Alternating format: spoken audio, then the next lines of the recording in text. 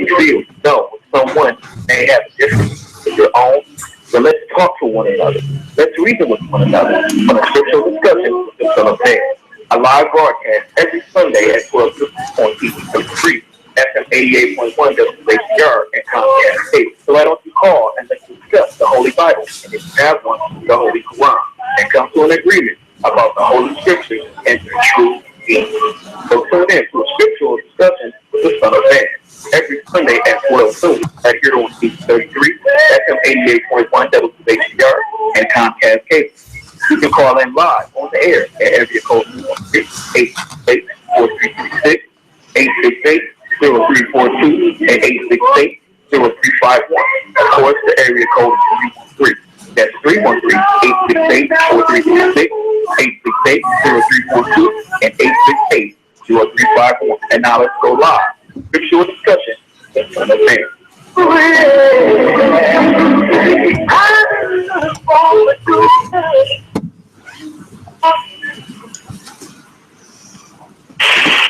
In the most holy name of Allah, the Beneficent, the most merciful.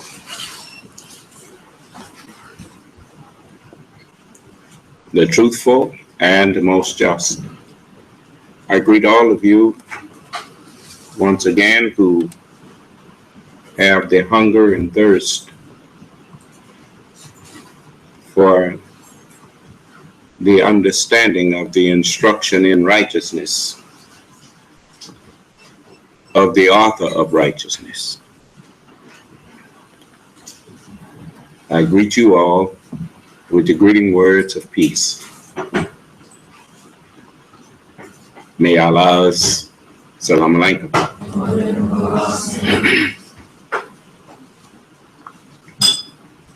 And that truly is the greeting of paradise. There is no greater heaven than peace of mind and contentment.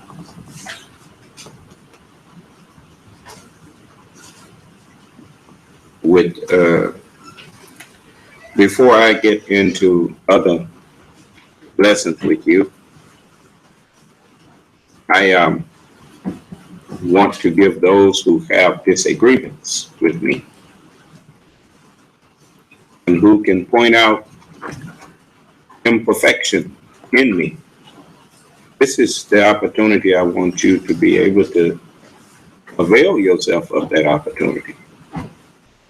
Show me what I need to correct in myself.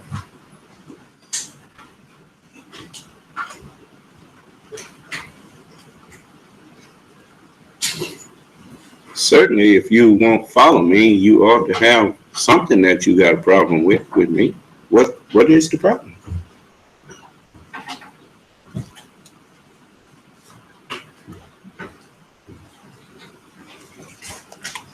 I will, if you can point out an imperfection in me, are you aware that the Holy Quran says that Allah made the man that he created, he said he made him perfect. So if I'm claiming to be that man and you say I'm not, you ought to be able to point out an imperfection in me. This is for you too, white people. I'm not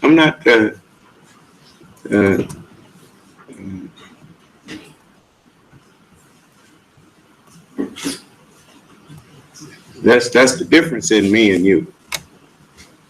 The reason you are called the fourth beast is because you are the last man that's inside of the black man. We start with the black, that's number one, brown, yellow, and white, the fourth beast. Now you know what them other three is, huh? All right. When you don't have a spiritual consciousness, when you are not self-correcting, you are not man. You are on the level of beast.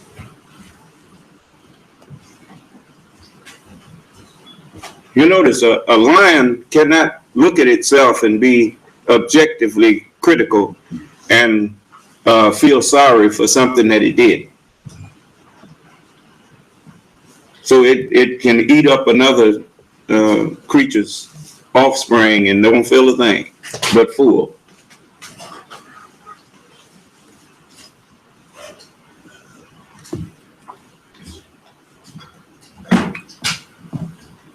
So it's much that I always want to give people a chance. It's like I told you, you wouldn't hear and accept my correction. So Allah gave me backup, the forces of nature. They're working on you too, ain't they?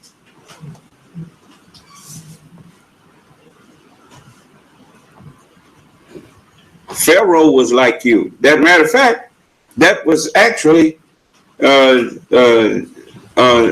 type of the mind of the people that I'm in the middle of.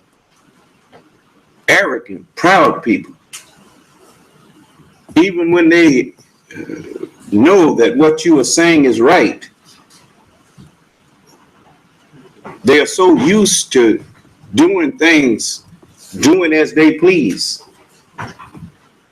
that they don't take no correction, especially from someone that they used to have some kind of authority over.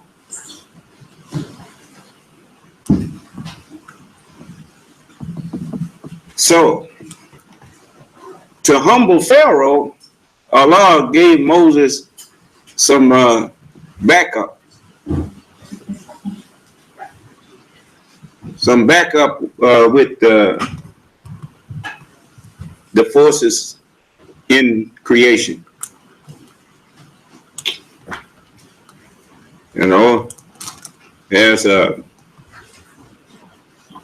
There's much that is written that is now fulfilling itself in our day and time.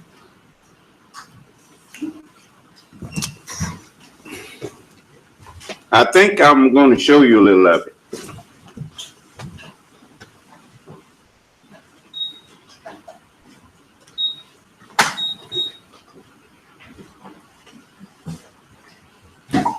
Give me a minute here.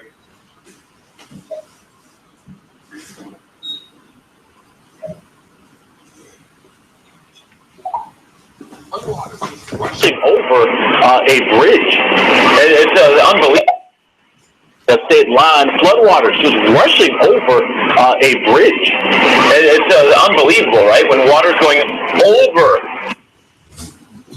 Remember them chunks of ice that broke off big as Texas? Want to know where it went? There it is. You're looking at it.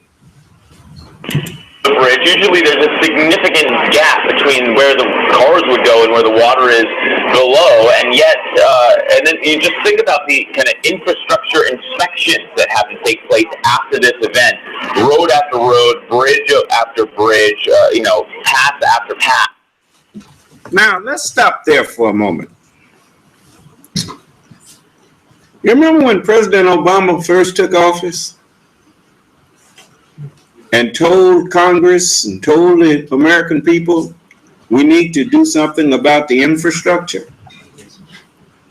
What if they had listened to him and acted on what he said?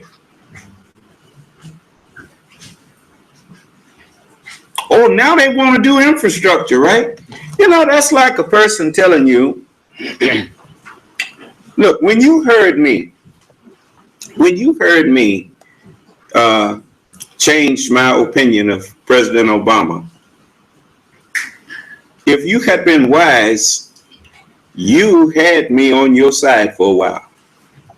You should have took advantage of that. But instead, you go around the country and turn people like, what's his name? What that crazy man down there in Florida? I'll tell you in a minute, George Zimmerman. He murdered one of our babies, and you turned him loose. Matter of fact, you pat him on the back for it. You You here I'm trying to reach out to you and overlook the fact that at least I understand that it wasn't all your fault. Poor President Obama. He had such faith in white people because he was always looking for the best in them instead of the worst. I understood that. His mother was white. And she seemed like a sweet lady. You know, he talked about his grandfather a lot, being a veteran, and you know, how things that his grandfather, when his grandmother was showing such prejudice and hatred towards, you know, some black people, and his granddaddy told him, he said, no, let her go on out there and catch the bus like you. And he told him, his granddaddy told him, he said, no, she don't want to go out there because they are black. They came up to her and asked her for money. And his granddad was trying to get past all that. And so, you know what put, as I told you, what put Donald Trump in office was when President Obama said he will never be president. So I guess you showed that nigga, didn't you? But anyway, you know, I told you that this offer that I'm making to you ain't gonna last forever. Pharaoh didn't rest until he was laid to rest. When that water started filling up his lungs, then he got the message that it was no God but the God that was backing up Moses. I've been telling you, and I've told you, how many ways have I told you that the only true religion is the one I'm teaching, which means the only true God is with me.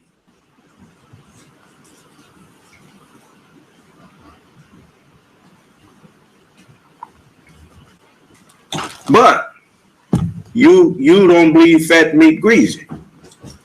So just, you know, I gave you the opportunity. Come out here and show me what I'm teaching that's wrong. Well, I told you this stuff was coming. Now look at it. Each one of these is going to have to be inspected to see if it's structurally sound after all this water has gone through.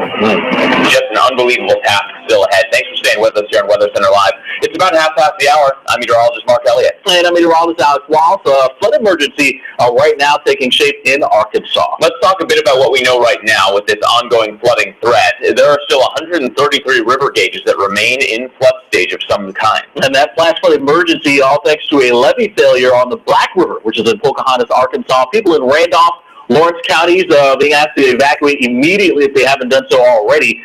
17 million are under flash flood watches. We continue to deal with pretty extensive flooding as well as a severe weather threat today. Tornado watch continues from East Texas into Louisiana. That goes until 5 p.m. local time. It's going to take a long time for the parent look. You know, the whole of United States of America is going to soon be one big disaster area. Except for Jefferson County, Mississippi.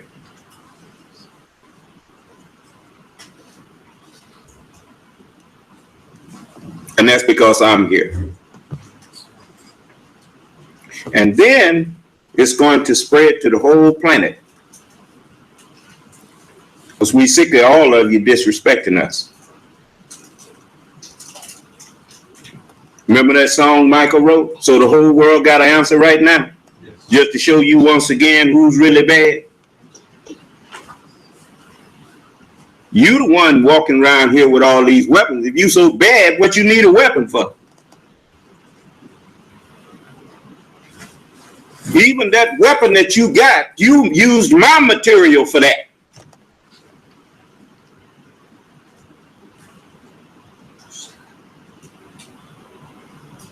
Who taught you how to make all that stuff? What you think is meant when it says, I created the smith?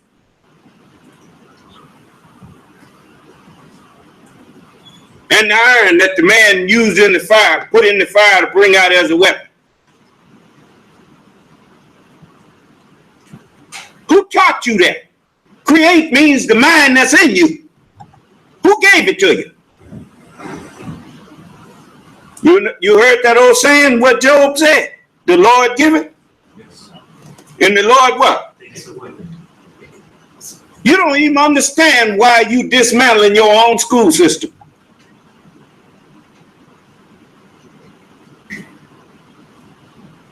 No, you ain't gonna fight me. You just think you are. You just wait. Got something for you. Got something for all of you out there that's so big mouth and proud and disrespectful.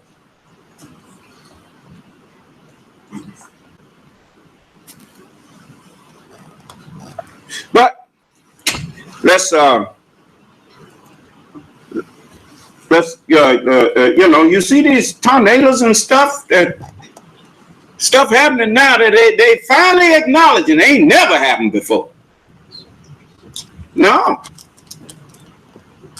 And you ain't seen nothing yet.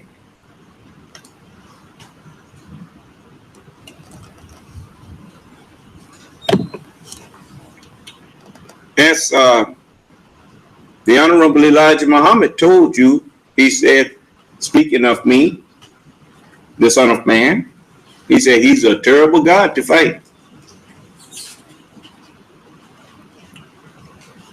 Well, it's just like I watched as the United States became the greatest nation on the earth. And one of those, one of the wisest presidents in many ways, he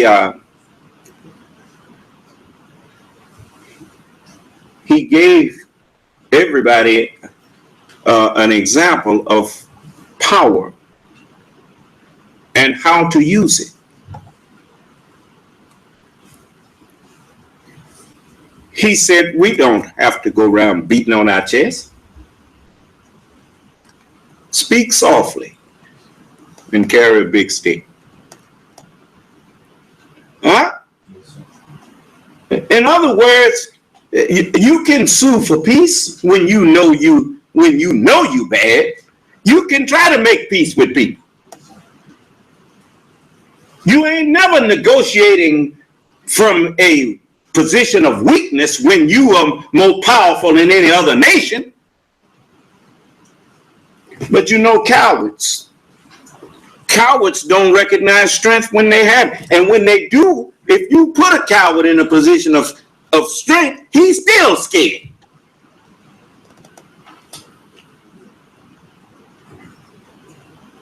Never elect a coward to be your president.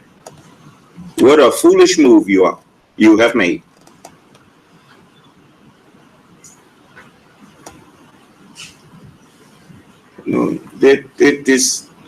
The very nature of cowardice is ignorance. People are always, you notice that when you were a child, most children are afraid of the dark.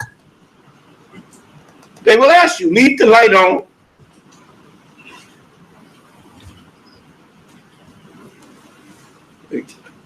Most, that's not just a physical truth, that's a spiritual truth also. An ignorant mind is very fearful because he don't know what's going on. He don't understand anything going on around him.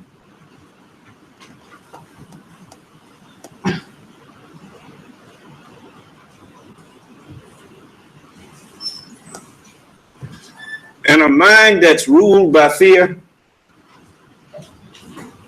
is prone to error. Prone simply means totally submissive to the wrong way.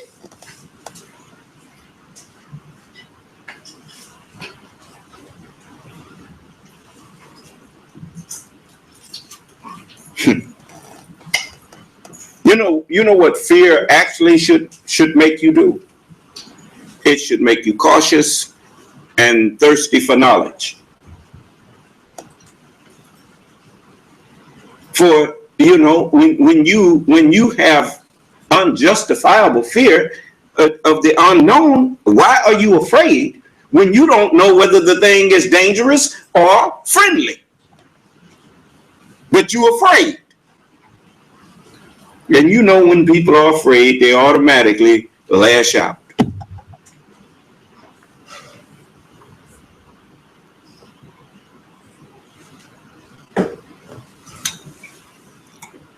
Here you have a man standing in front of you that have did something for you and with you that no other man before me has ever did. Opened up his religious services to people not just to listen, but to talk back and argue. And you don't see the friendship that's offered in that. All you see is an enemy.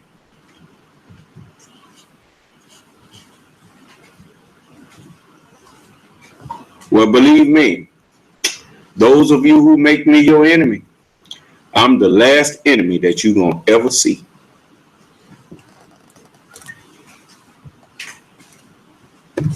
You should have let me be your friend.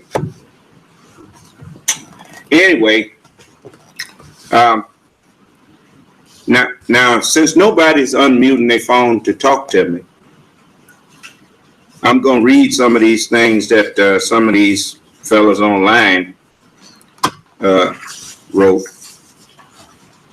At least, I think it was on Facebook. Sir? Yes, sir. Yeah. We have a Facebook account too. I don't go on there, but it's the same as I'm on there because I have a representative that let me know. And then most of the time I will answer people. But I can't sit around at a computer all day long. I got work to do. And even my followers, they don't hardly have time to sit down in front of a computer all day long. We work.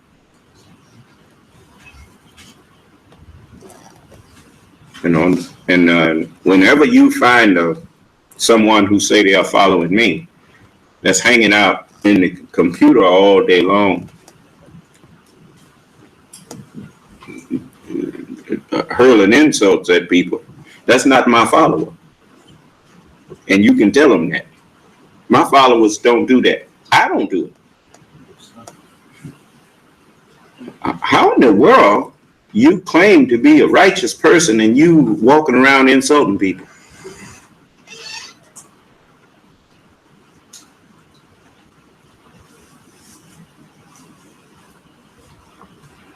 You about as close to being righteous as a monkey is to being a man.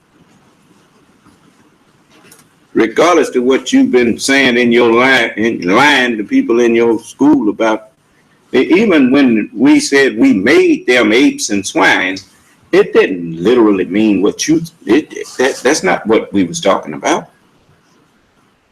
We made them as apes and as swine. You notice, cast ye not your pearls before swine. That's somebody who loves filth.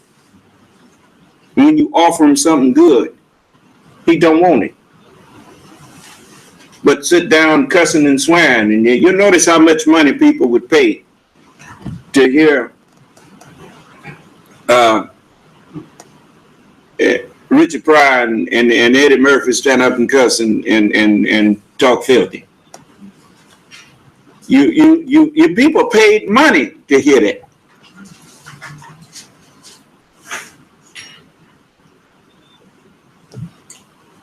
Just like the nasty mouth man that come in here from time to time. He probably listening now. He blurt out something pretty soon. Nasty self.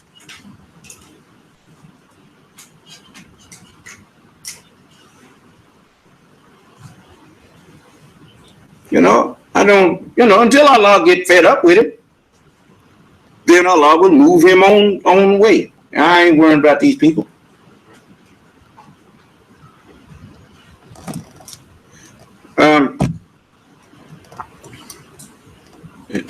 Now, before I continue, did any of you have something you want to ask me? It was a man, I think he's a Caucasian from, I think, Tennessee. He called me and left a message, and he wanted to ask me some questions. I told him to call in and ask the questions in front of the class. Dear son of man, I have a question. Yes. If you could talk about the prodigal son, I just how do you say? First, I think about the story of Cain and Abel. Okay, well, I will go into the prodigal son later. The messenger actually went into it because it actually fit me. Because, when I was chosen, I didn't think I was fit to be. I done did too much. I done did too many things that I'm ashamed of to be standing up, being called the Son of God, the S-U-N of God. So he had to explain it to me. And so the more I read the scripture, the more I realize that he let me suffer those things so that I would not be proud and arrogant, and I would be someone who could understand people's sins. Because all your sins, I committed them too. Even if I didn't do it, I thought about it. And if it hadn't been for Allah, I probably would have did it. So I'm not here, as those saying go, to pot trying to call the kettle black. I'm here to tell you that I don't care what you did. If you repent, if you just stop, I can forgive it. He gave me authority to forgive all your sins if I want to.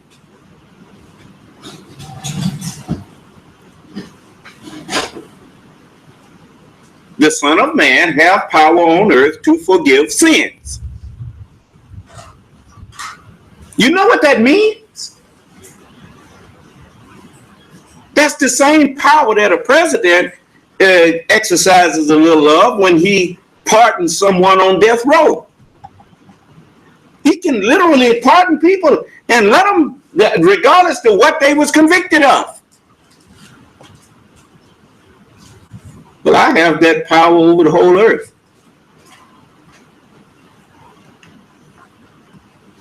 You see? So, if I tell you that it's forgiven, then you don't worry about it no more. You just like a newborn baby. If I forgive you, ain't nobody can hold nothing against you then. You see? But you just make sure that you remember that prayer you said, forgive us our trespasses as we forgive those who trespassed against us. As we forgive. See, you can't get your forgiveness and then you run around here holding something against somebody else. What is that? Well, maybe I need to hold everything against you too. Then.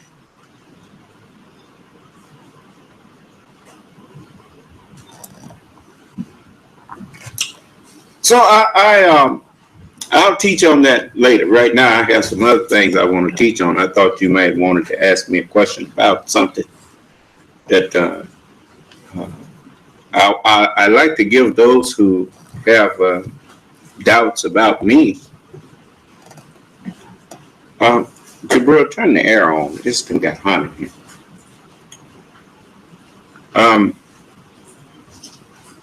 I like to give those who have doubts about me an opportunity.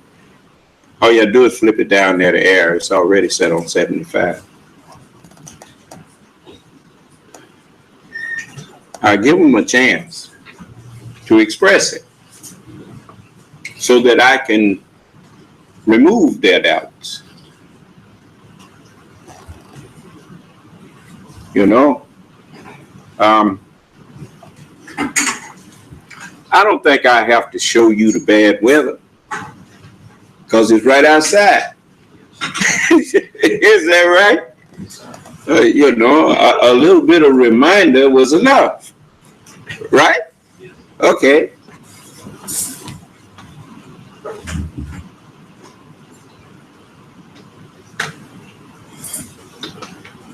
Now,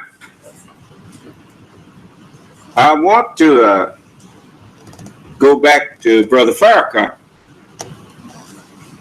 But before I do that, though, I want to go here to Daryl Roberts on April the 30th. Southern Mind had posted something and it got deleted or something. Daryl said there was a post up, but it got deleted.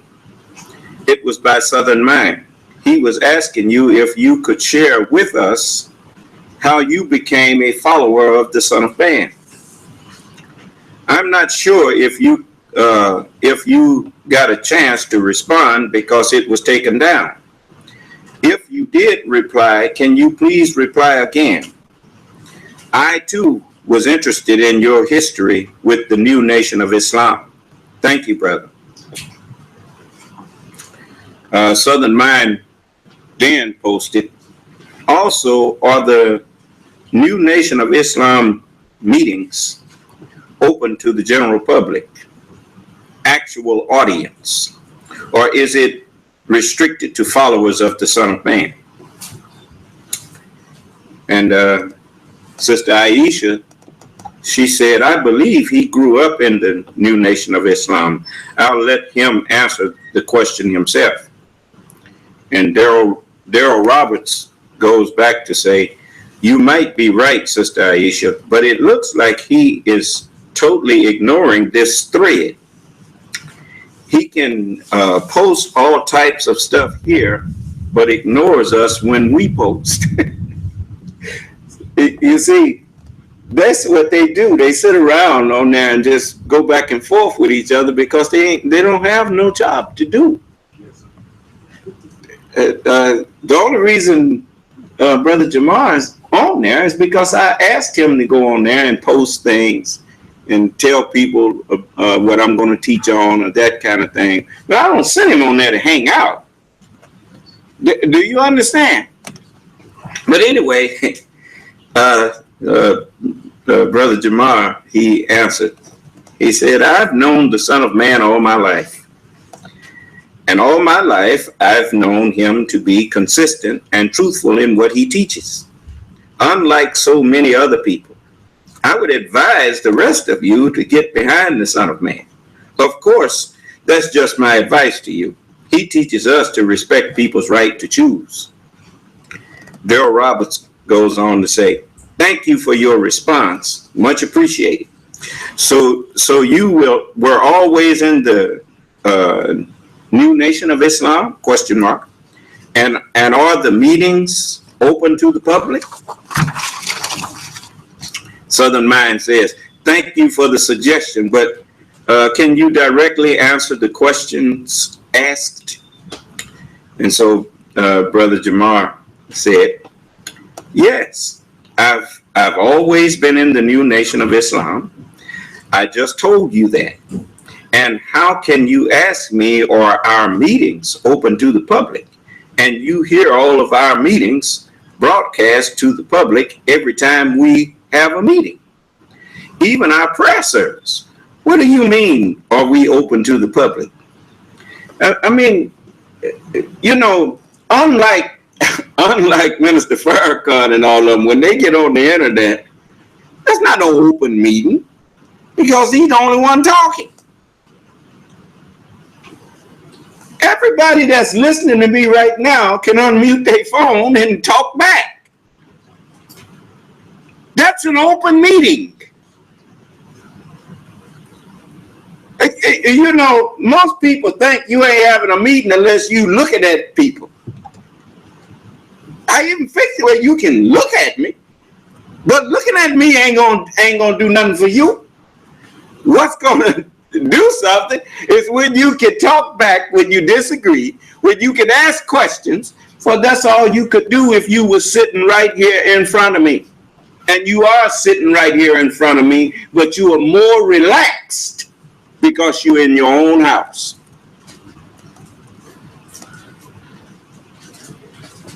And didn't the messenger tell him that one day you wouldn't go up to Jerusalem seeking to the temple? Your house is your temple. But you know, when people can't find fault, they make up some. But anyway, brother went on to tell him, you've even heard the Son of Man invite you to come visit him anytime you get ready. Is that true? That's right. Did I tell you you needed an appointment? No, sir. Did I tell you I needed some prior notice? No, sir. Or did I tell you just anytime you want to come visit me? I live at 5306 Red Lick Road. Didn't I? Yes, sir. Lorman, Mississippi. And I told you that you go to Fayette, when you go in some of our businesses in Fayette, if you come passing through, either give me a call or tell them to give me a call, and I'll come up there and meet with you. How many other leaders you got that do that?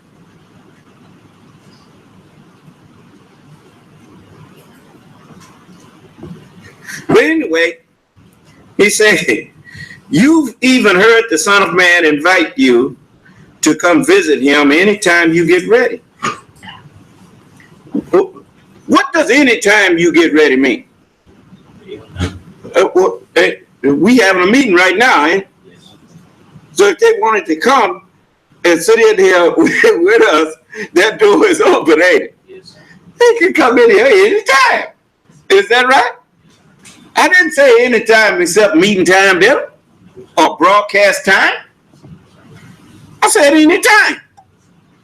Anyway, it says, so brother asked him, he said, you've even heard the Son of Man invite you to come visit him anytime you get ready. Why would you ask me that? And by the way, Daryl, I don't ignore posts that anyone has to say that's reasonable and respectful.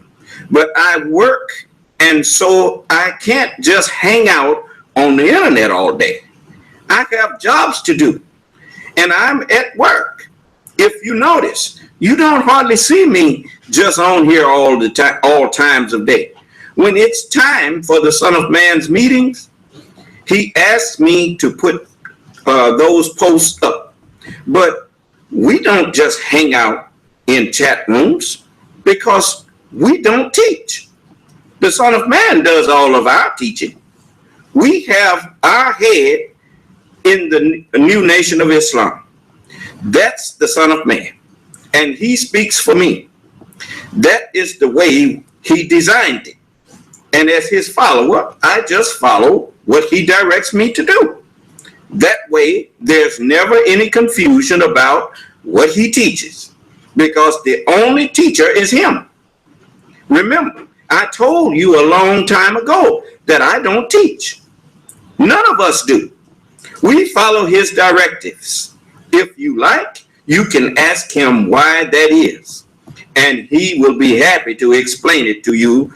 He's on tomorrow, which is now. Why don't you come in and ask him why he doesn't have us teaching? He also teaches us that we don't get into all our personal business over the internet or telephone. So there's certain things I would not talk to you about concerning myself anyway. as he has directed us not to do. But I saw nothing wrong with answering your question about how long I've been his follower. But even with that, I got his permission to do so.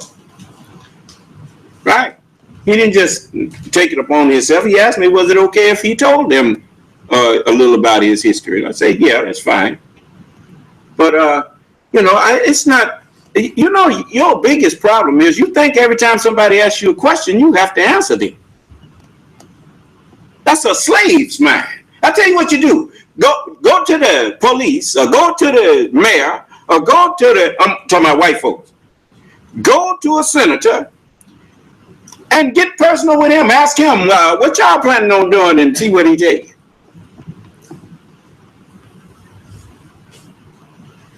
He don't have to answer your questions. And for you to think that a black man is something wrong with us if we don't get into all our personal business with you, shows you still have a slave's mind. In the first place, it's really none of your business. How's that going to help you? That's like the virgins who didn't have no oil in their lamp and wanted to borrow some oil from the ones who had some. And they told him, I ain't got enough for me and you. If you don't have sense enough to follow me, ain't nothing that one of those who follow me going to be able to say to you to convince you to follow me. They don't have enough to convert you. They heard me, just like you hearing me now. If you don't have sense enough to follow me, talking to somebody who following me and asking them why they following me ain't going to help you.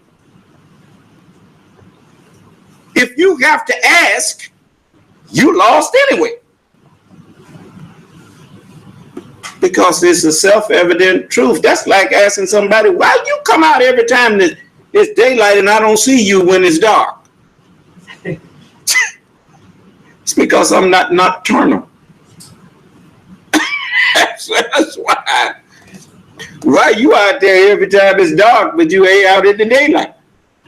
You remember the commercial, the little fellow was giving that man all that knowledge about the vehicle.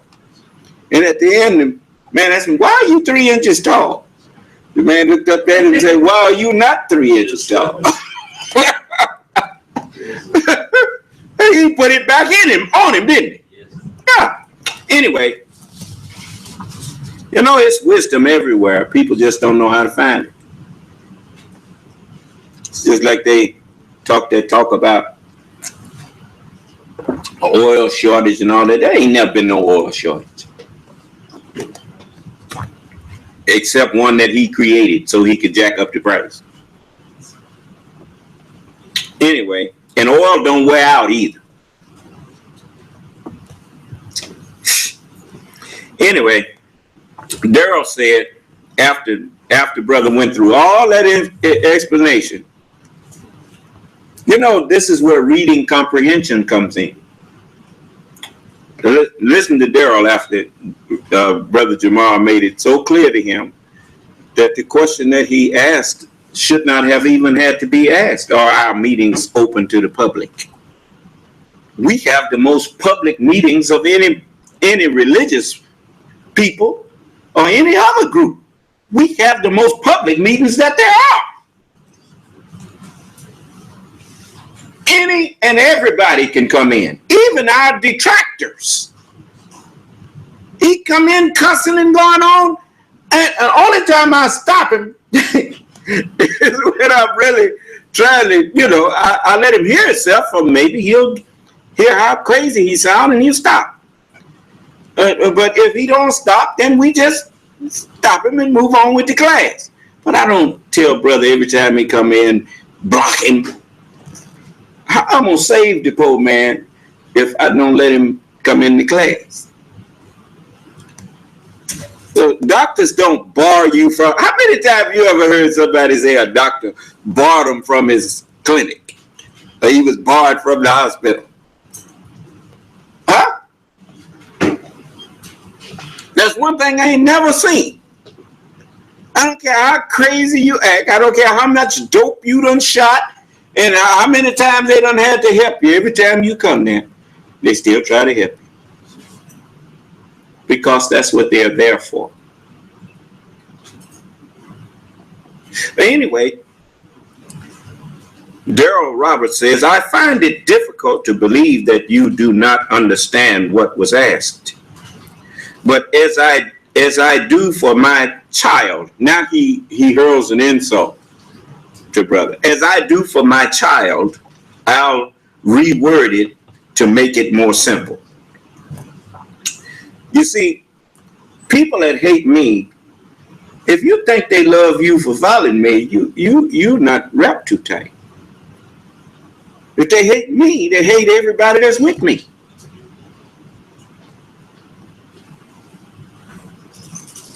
So he says, but as I do for my child, I will reword it to make it more simple. Are the public meetings open to people to come in person? If someone is in the local area, can they come to the New Nation of Islam temple and come in and sit down and watch? Now, this man didn't just start listening to me. How many times have you heard me say we don't have a temple? I'm the temple. Didn't the messenger say that there won't be no temple? He said, wherever you are, son of man, you will be the temple. Then why do he expect me to have a building calling it a temple? The whole earth is my temple. You're going to find that out when I start holding you accountable for how you acted. First thing I had to do was make sure you understand who I am. I'm doing that now. It says, if someone is in the local area, can they come to the New Nation of Islam temple and come in and sit down and watch? Are the public meetings open for anyone to come in person, bruh? The Son of Man extending an invite to me is still a different answer from the question that was asked. How is me telling you to come here anytime you want to see me a different answer than the question that was asked? You asked me are my meetings public, and I tell you, you come to visit me anytime. Does that not say to you that you can come into my meetings? But see, when people hate you and try to hide it under the disguise of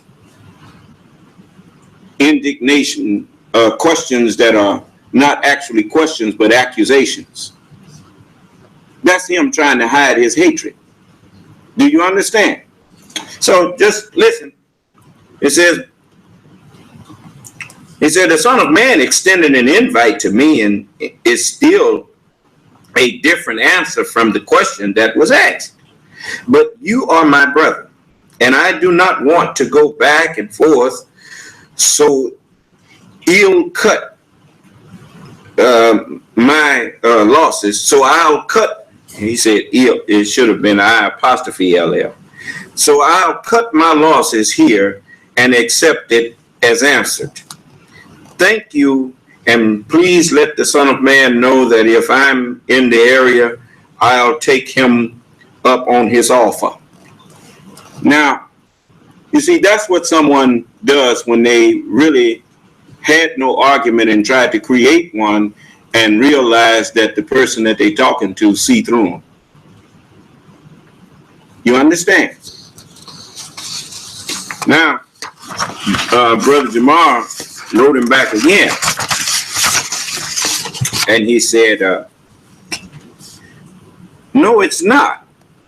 He said, you asked, are our meetings open? And he told you that you can come and visit him anytime. That means meeting time or not meeting time. Now, when you meet someone that told you that they could not come to our meeting, when they tried to, then you put forth these types of arguments to me. But you never met anyone that told you that they could not come and visit us and sit in on our meetings face to face if they wanted to. But you did hear the Son of Man tell you that we do not have any temples.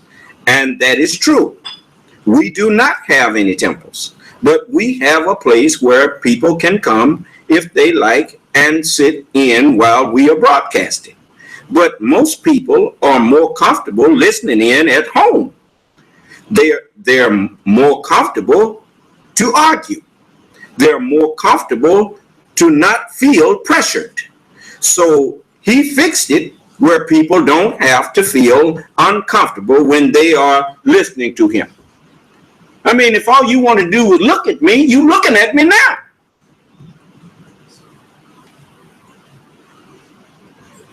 I don't need to look at you to teach you. You would actually prefer I don't look at you, because some of them looks on your face is going to get you in trouble one day. You know a proud look? You really want me to hate you? Anyway, Daryl Roberts goes back and says, you are presenting an argument that I never made. And now, see, he didn't even hear his own self. He the one brought up, could he meet with me, come into our meeting public, didn't he? And which showed he did not really listen when I told him, what, you can come anytime. Didn't I say that? He says, you are presenting an argument that I never made. I never even suggested that there were people who tried to come to your meetings and could not. That's not what Brother Jamal told him. He said, when you meet someone who tell you that they couldn't come at our meeting, then you ask that question. But you have never met nobody who we refused to allow to come into our meeting while we were broadcasting. Huh? So he goes on to say, I just know that on Sunday at 10, people can go to the Chicago Farrakhan Mosque and sit down. On Sunday at 2, they can go to Silas's Atlanta Mosque and have a seat. I have no idea if people are allowed to come to the local New Nation of Islam meetings. If it's made public where it is, and if people are encouraged to show up and sit down in person. The only reason they got you coming now sitting down in person is so they can get your money. People, that's the only reason they want you to show up. They want your money. I don't pass buckets unless I put something in the bucket and pass it and tell you to take some out of there. Right. But I ain't pass no bucket like I'm up here need to beg you for nothing. I don't need to beg nobody. Allah gave me that to say. He said the sheep and the cattle on 1,000 hills are mine. And if I was hungry, I would not tell you.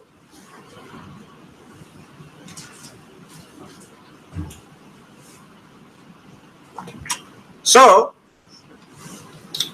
he said, if it's made public where it is, and if people are encouraged to show up and sit down in person, I know they can come to your Savior's Day because you actually invite people to hear the Son of Man. I've never heard you invite people to hear him in person during your standard meetings. So I had no opinion either way. So I asked. That could have been a simple yes or no, Calvin. He said Calvin dragged out into a full debate as though I had some extra motive. For the record, I respect that, Calvin. I respect that Calvin has answered the question in the last post, because Calvin will now say, I just answered you. I'm just saying it did not have to be that complex. Wasn't nothing complex about it. What made it complex was the way that it was answered. It showed him that he had not been paying attention in class. That's all. Because to ask me, are my meetings open to the public, when the public is in on every meeting that I have over these telephones, what you think the telephone line is? And I'm saying, I'm having a meeting right now. Businesses do it all the time. You don't seem to have no problem knowing that that's a real meeting. They call them conference calls. Man, didn't you see what was that? The Avengers? The Winter Soldier? You remember they had the meeting? Even had holograms, didn't it? How much more personalized you want it than to get it straight from the person who's doing the talking? But anyway, it tickles me. And so I told brother to deal with it. You can deal with that. And he dealt with it too. Brother Calvin, brother Jabbar said, well, brother, if that's not what you were saying, no harm done. But my comments are still applicable. If you want to come to our meeting, the short answer is yes. You're welcome to come. As the Son of Man said, you can come visit us anytime. So, forgive me if I misunderstood your question or your statements. I don't like breaking anyone's peace, so I am going to let you go now because I have to get back to work. Peace be unto you and your family. Daryl said, thank you, Brother Calvin. I appreciate that. No, sir, I did not have any negative motives by asking. Much appreciate the dialogue and have a great day at work, bro. And Southern Mind, thanks for your answers, Brother Calvin. Now we know. Now you know that I don't have no fools for followers. That's what you really know.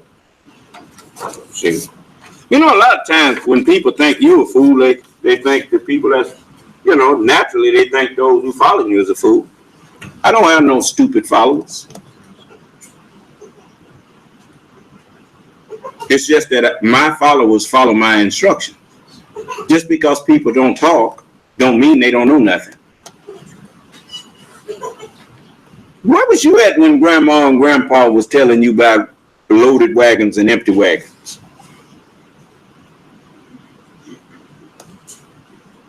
You ain't never heard the saying that an empty wagon make a lot of noise and a loaded one only rumble every now and then? Is that right?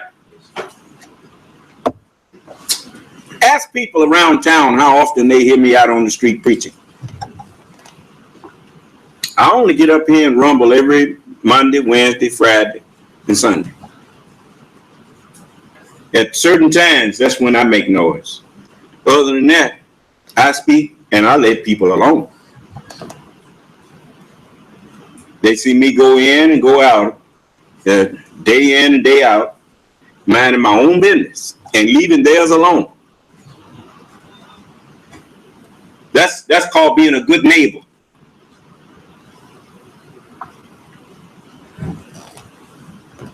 You see? So, now, I want to lay something to rest about Minister Farrakhan and Scientology. So I'm going to let you hear Scientology and his explanation here. You know, the critics are saying, oh, Farrakhan talking all this black talk and went over to this white man, L. Ron Hubbard. Stop.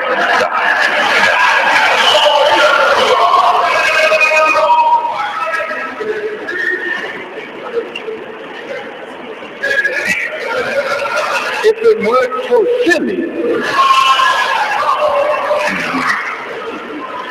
I am you. I haven't changed my religion. You know, all the prophets taught us to seek truth. From the cradle to the grave. I said, where? No. That's what he heard W.D. Muhammad say. That's not what all of the prophets taught. Are you aware that the prophet, for instance, Jesus said, beware of the leaven of the Pharisees and the scribes? We were never taught to just seek knowledge for the sake of seeking knowledge. And see, he even forgot what W.D. said. Even W.D. said, if a man leave home in search of knowledge, he'll never return.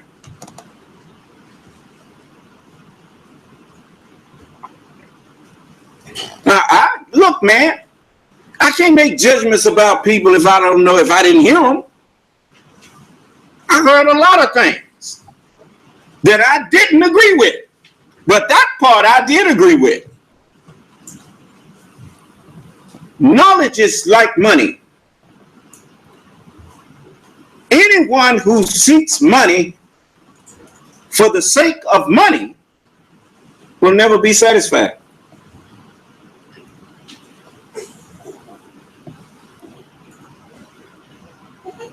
Just like a man who seeks knowledge just for the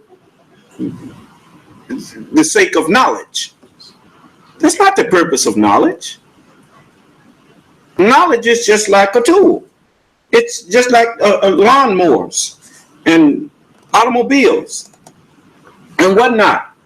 You don't just go get an automobile. You got people that collect automobiles. So they're never satisfied. They're always looking for another one that they don't have. When the whole purpose of an automobile is to get you from one point on this planet to another point. Period. But they have devoted their life to vanity.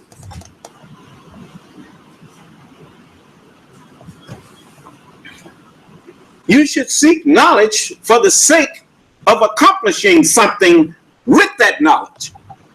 That way you can leave home, get the knowledge that you wanted, like many people leave their country, they come to America, they don't seek a degree, they seek knowledge that will help them to accomplish something back home. Then they go right back home and they use what they learned to hell with a degree.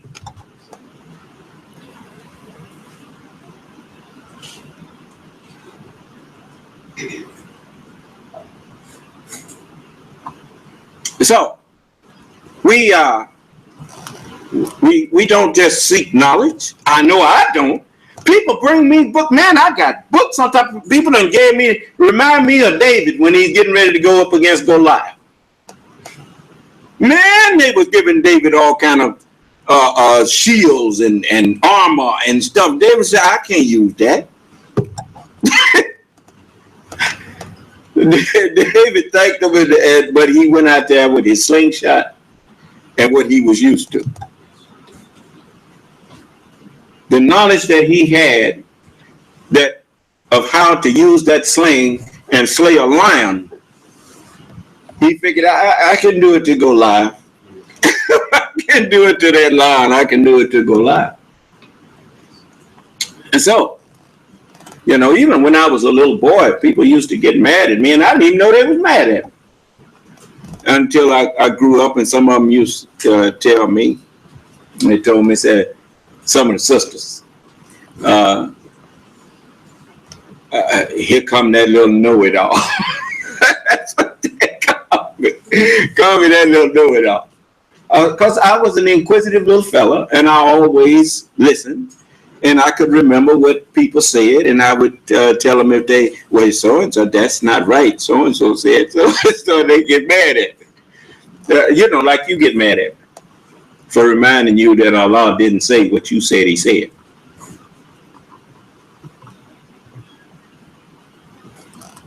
I tell people all the time, the messenger didn't say that, the messenger said this. And I quote him correctly. It's not up to you to change what a messenger of God says, unless you first quote him and then say, now, I got this out of it. But don't you put it in your words and then sign his name to it. That's forgery.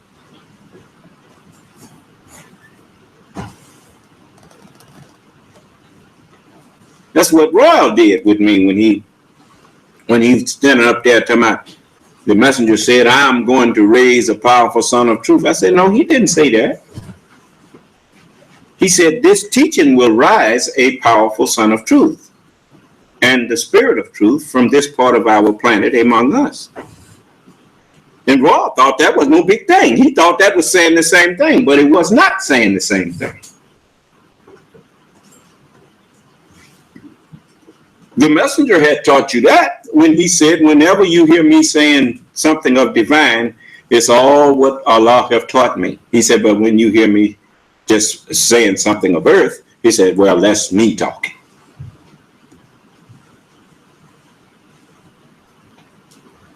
He didn't say he was going to raise nobody. He even said that a new world, the one coming after him was going to make a new world. Now I'm paraphrasing, but I played it for you the other night. He said, not saying I'm going to do it. He said, but I'm helping. Do you understand? Because he was told to aid me. So he never left his place. It's like all these nuts come in here pretending that they believed in the messenger and get mad when I say, well, the messenger was not greater than me. The messenger told you that. You don't go from a greater to a lesser teacher. How do you reason? He said, ain't nobody coming behind me but God. He said, I better tell you that. So all these people that's out here claiming they carrying on the messenger's teaching ain't doing nothing to you but lying.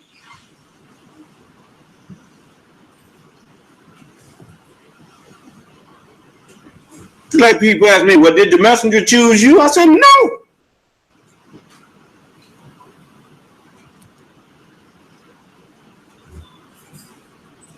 And if you want the truth about it, the messenger didn't even choose himself.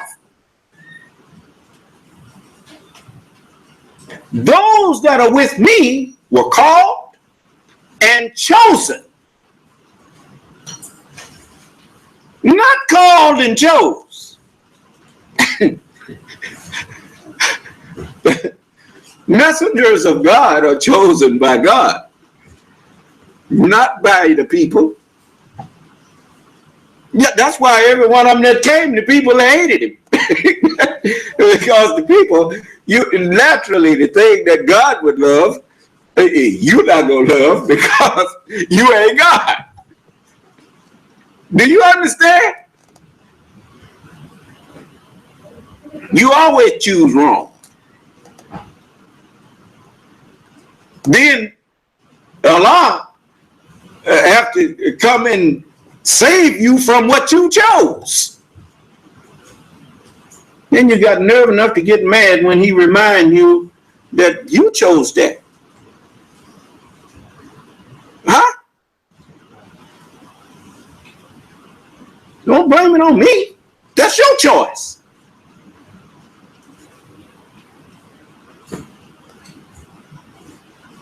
So, should have stayed behind me. Well, that's what I tell you.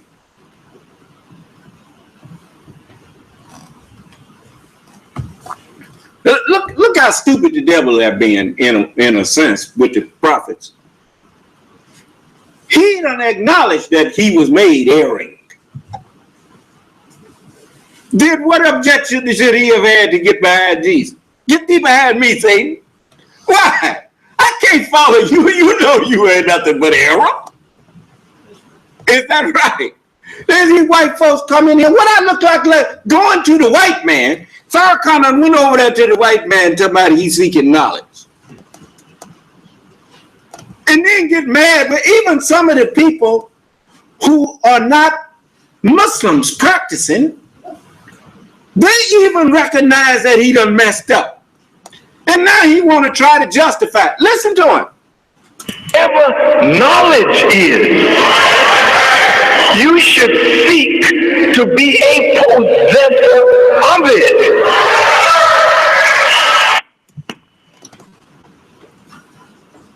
Now they're amen in it. Wherever knowledge is, you should not seek to be a possessor of it. Not if you are a righteous person. You should be seeking, hungry and thirsty for knowledge of righteousness.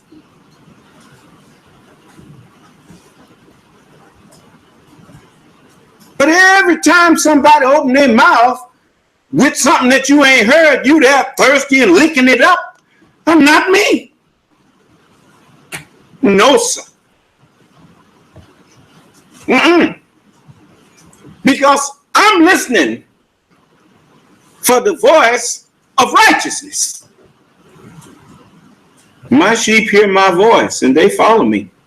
And a stranger will they not follow, for they know not the voice of strangers.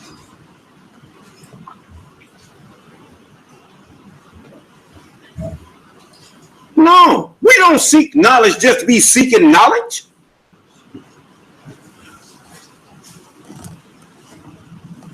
No, I got enough devils inside of my brain to deal with without adding yours to it. No, sir. No, when you come to me, if what you talking don't make no sense, I'll tell you, hey, man, hey, I don't want to hear that. Why? What do I want to burden myself with more garbage for? I remember Minister Abdul Kareem. He said this once. He said, don't let nobody use your brain for a garbage dump.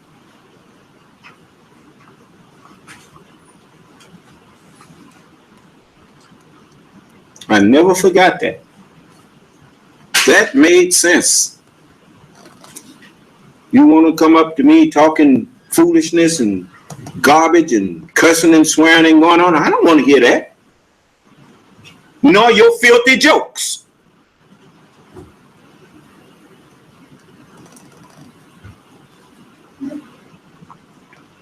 And once you look, always look at people when you're talking to them.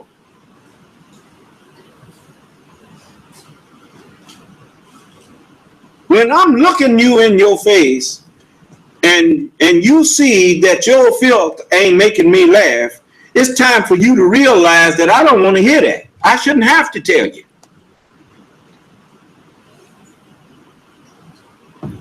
But you already knew that most of the time before you did it. That's why Allah punish you. Teach you to call yourself getting on my nerves. You'll be going to the doctor with something that you can't fix. When the body stops functioning like it normally would, well, then you'll understand. There are consequences to annoying a messenger of God.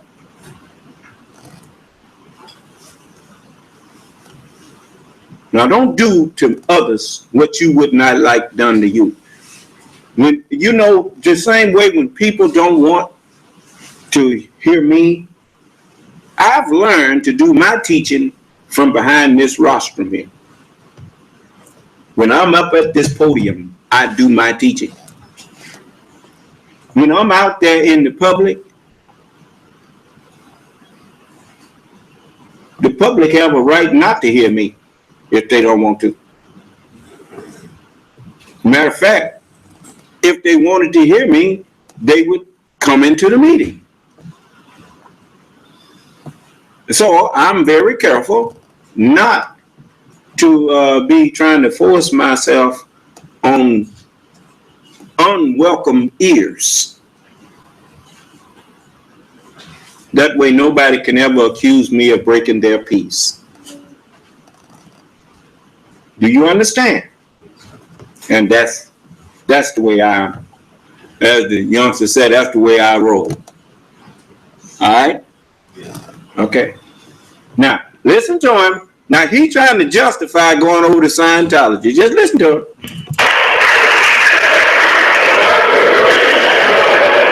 You know, some of you went to school. You went to college, didn't you? Some of you. How many of you in here have a college degree? May I see your hand? Were all your teachers black?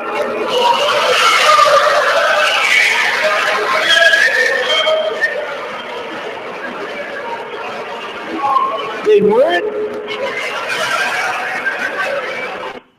You see, even that was a foolish question. Knowledge is not black or white. Knowledge is good or evil.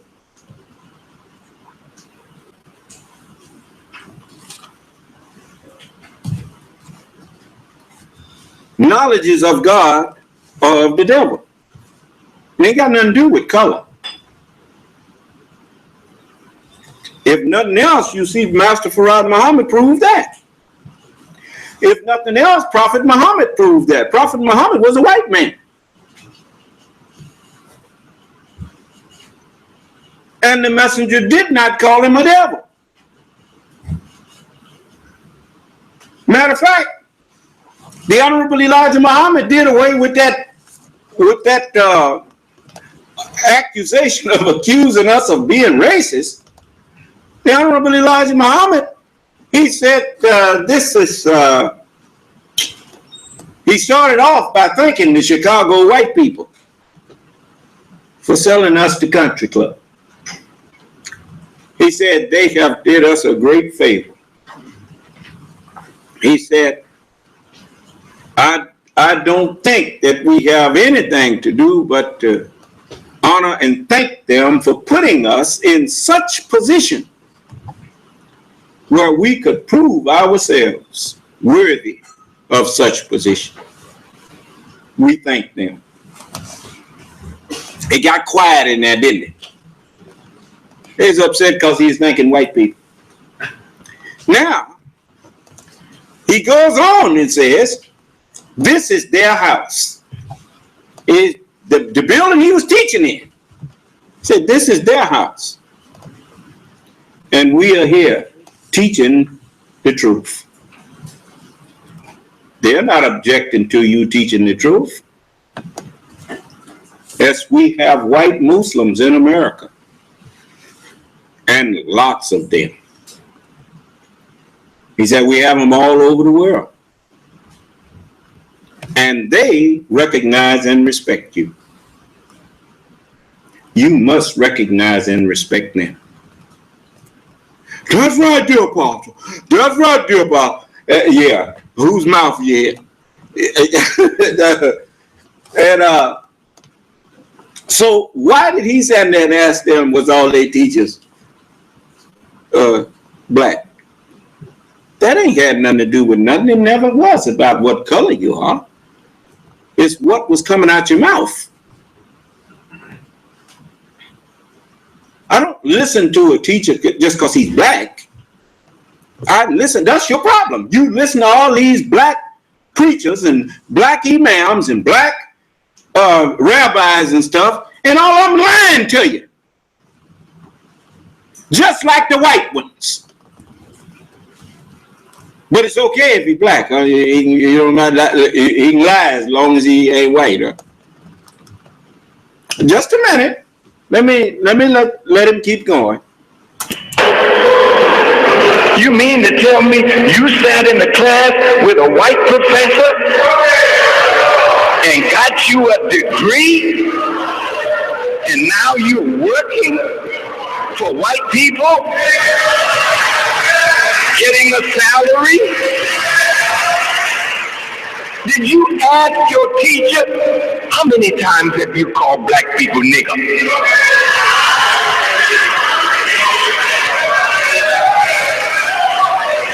It didn't matter.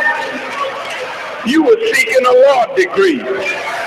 You were seeking a degree in your specialty. So it didn't matter what religion that person was, what race or ethnic group they belonged to, because you didn't go there to join.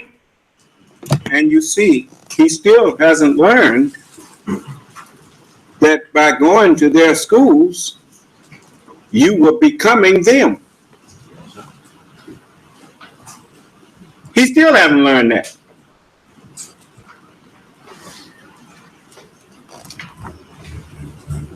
But just listen. Their race or their ethnic group, or to condemn them for being white or Asian or Hispanic or black. You went there to get some knowledge that would help you to be better at what you wanted to do with your life.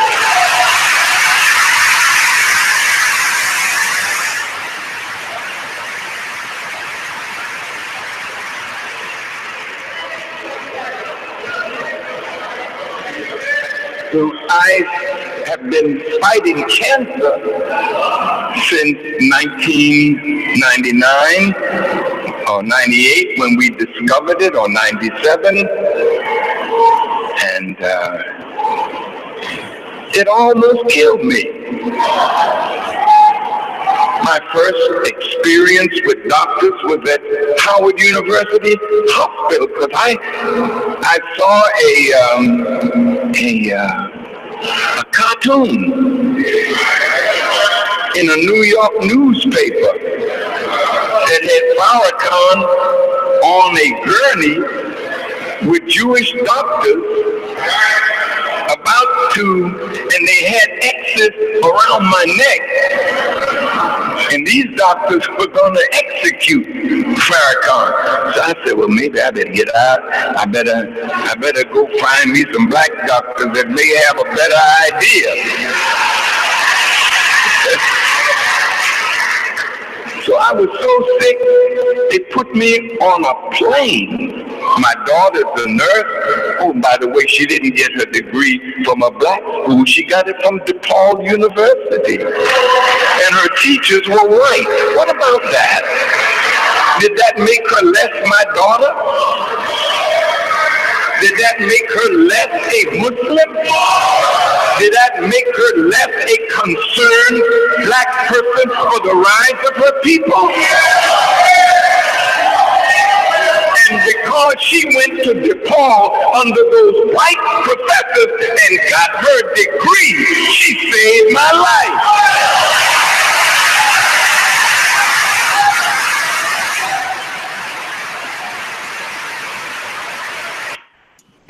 Now, before I move on and let him finish, if he was truly for the rise of black people, why does he not do what I do?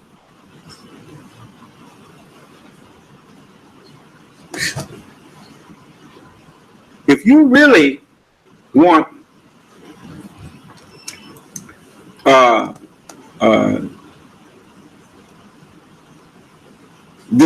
the best for your loved ones, don't you have more confidence in a physician that will tell you you can get another opinion? You know, matter of fact, I welcome that here. You can try this one, try that one, try this man, see what he says. Or go and find and see what See if someone tell you something different. If they tell you something different, then maybe I will have a conversation with them in front of you. You notice I'm the only one who's leading black people that leaves the door of disagreement with a welcome mat on it. And when people come in, I welcome them to show me if they have more knowledge of this than me, then they should be where I'm at, and I should be sitting out there. I don't want to be the cause of anyone being lost simply because I'm standing up ego tripping.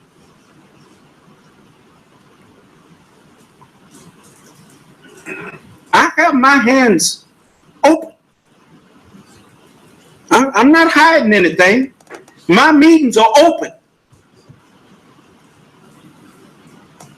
Who else have open meetings like this?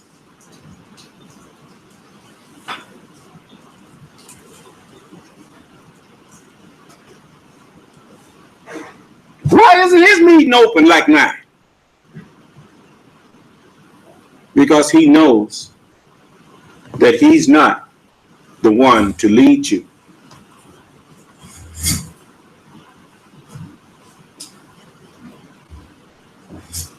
That's why the world ain't getting no better with him being in the spotlight and him being out there and getting people to listen to him.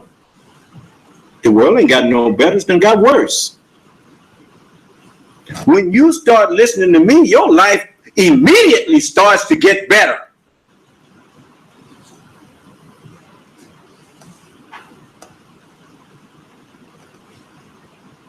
And more peaceful.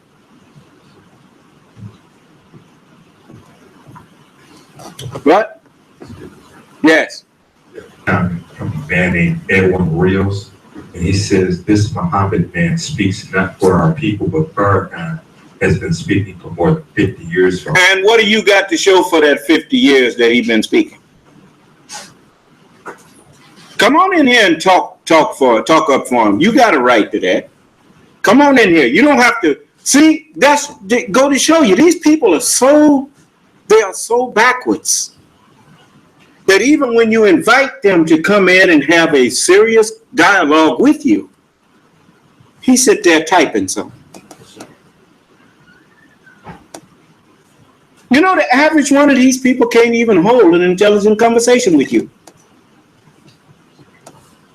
They're not used to having a real conversation. They're used to what he's doing right there, hurling insults back and forth between themselves on the internet. Who's that got their phone unmuted and ain't saying nothing? You got something you want to say to me? Go on. I'll listen to you. So, man. Yes, sir. I don't really, well, I know you ain't going to let me change the subject, but what all the progress has the Muslims been made under your guidance, sir? You used to. Well, I don't get into that because that's why I put it on the internet where people can just go. You know how people got a search engine? Just go to the New Nation of Islam and click on there and see what we've been doing. I'm not here to tell people what most of them already know. That man probably already been there and saw what we doing. And he don't like it. That's why he come throw that out there, because he one of the robbers. If you help a robber, you a robber. Okay, mute your phone back, brother. I don't need to hear myself talking.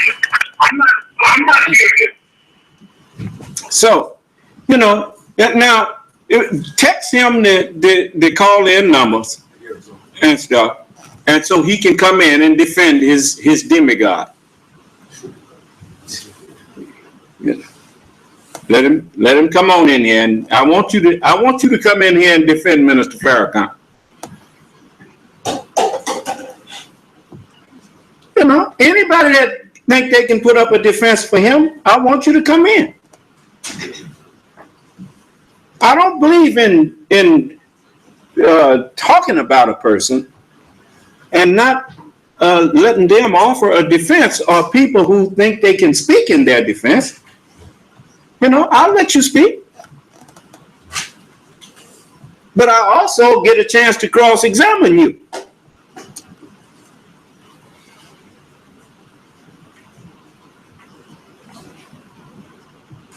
You see, you still haven't told me what do you have to show for all that 50 years that you claim he been speaking for us. What you got to show for it?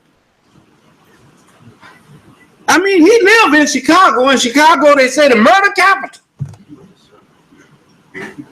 When the Honorable Elijah Muhammad was there, it wasn't the murder capital. Jefferson County ain't no murder capital. I live here. That's right.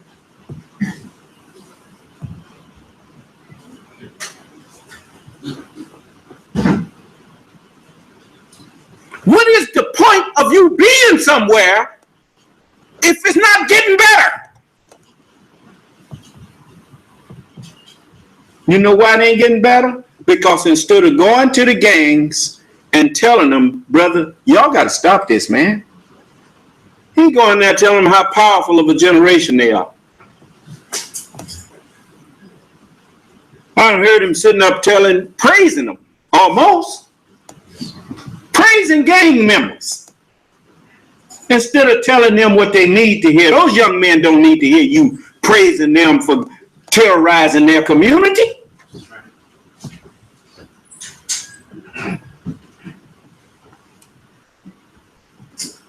How come you ain't telling them to put them guns down?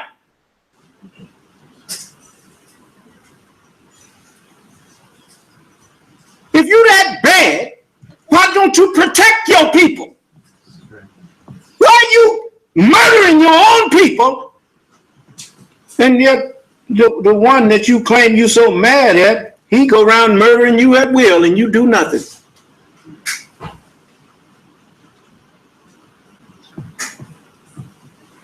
I'd be ashamed to have my own people afraid to walk in my community. Here I'm living there and they scared of me. You ain't got no business being scared of your own people.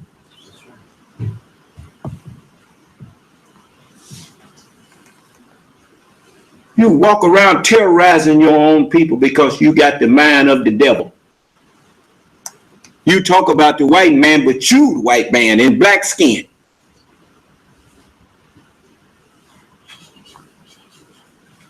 Just like him, come in here and throw his rock and run. Don't you know if he thought he had a legitimate argument against me for Minister Farrakhan, he would have availed himself of the opportunity to talk to me? I'm going to let you hear Minister Farrakhan some more.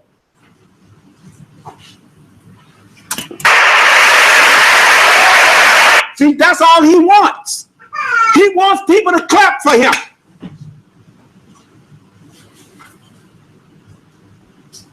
When you really correct people, they don't clap for you. Because you're telling them how wrong they are.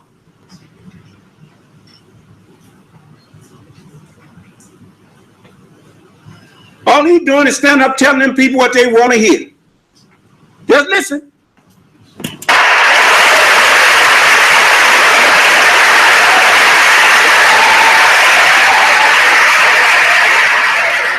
Now, I'm going to close this point, and I don't want to visit it again.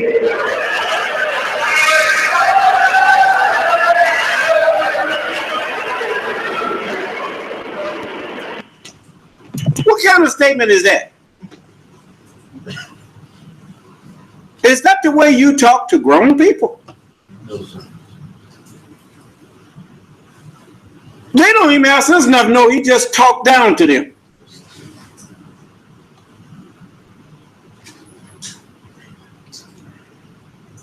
I'm going to close this and don't want to visit it again. We'll visit it as many times as we feel we need to visit it. Yes, sir. We grown men and women. Especially since your deeds and actions is the reason we visited this point in the first place. Is that right? Yes, sir. Now listen.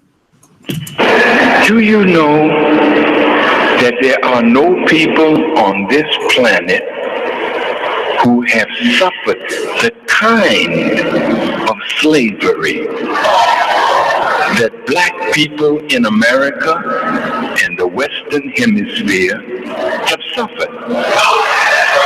Now, everybody has their suffering. I mean, there's no ethnic or racial group that hasn't endured some kind of suffering.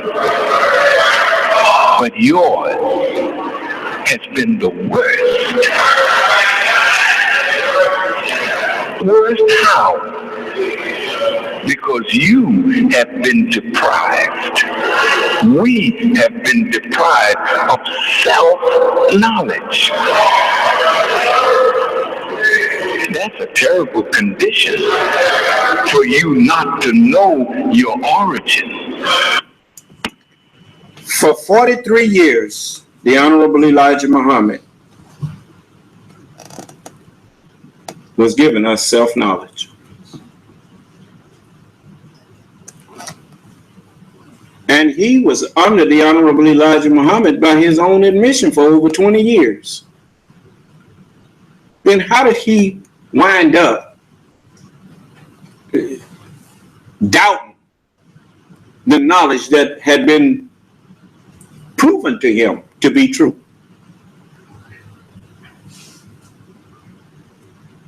Went back to doing the things he was doing before he ever heard the truth. And then said Jabril or Bernard Kushmir brought him a book. And he started believing again.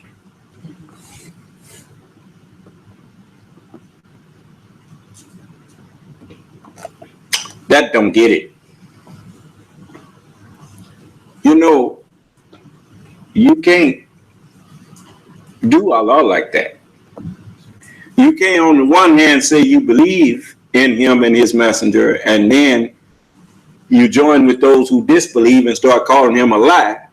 And then when it catch up with you, and the punishment of that comes to you, then you start saying, well, I believe now. But that's what you said the first time that you believed. Allah is not cheap. You can't keep on getting no off and on relationship with Almighty God Allah. It don't work like that. The messenger said, by his own admission, Minister Farrakhan's own admission, when people was doing what he liked so much, which was praising him, and the messenger looked at him and looked at them, he said, yes, he's very well known, all right, so that when he turns hypocrite on me, the whole world will see him. You know, I'd be ashamed. You know, after 43 years, and the contrary to what people think, most of the progress of the Nation of Islam was made in the last few years of the messenger's mission. All that importing and exporting and all that stuff, that happened after I came in the nation.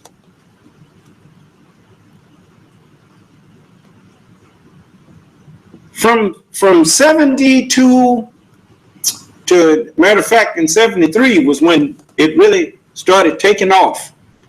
And the West Coast got off of Broadway and went over there and got the Elks building, and we remodeled it and everything, made a beautiful temple out of it. And then the businesses, the Good Foods and the Temple Bakery and all that stuff start really taking off. The messenger said, look like the sun is rising from the west. And so, you know, he had plenty to show of what was an example of what was to come.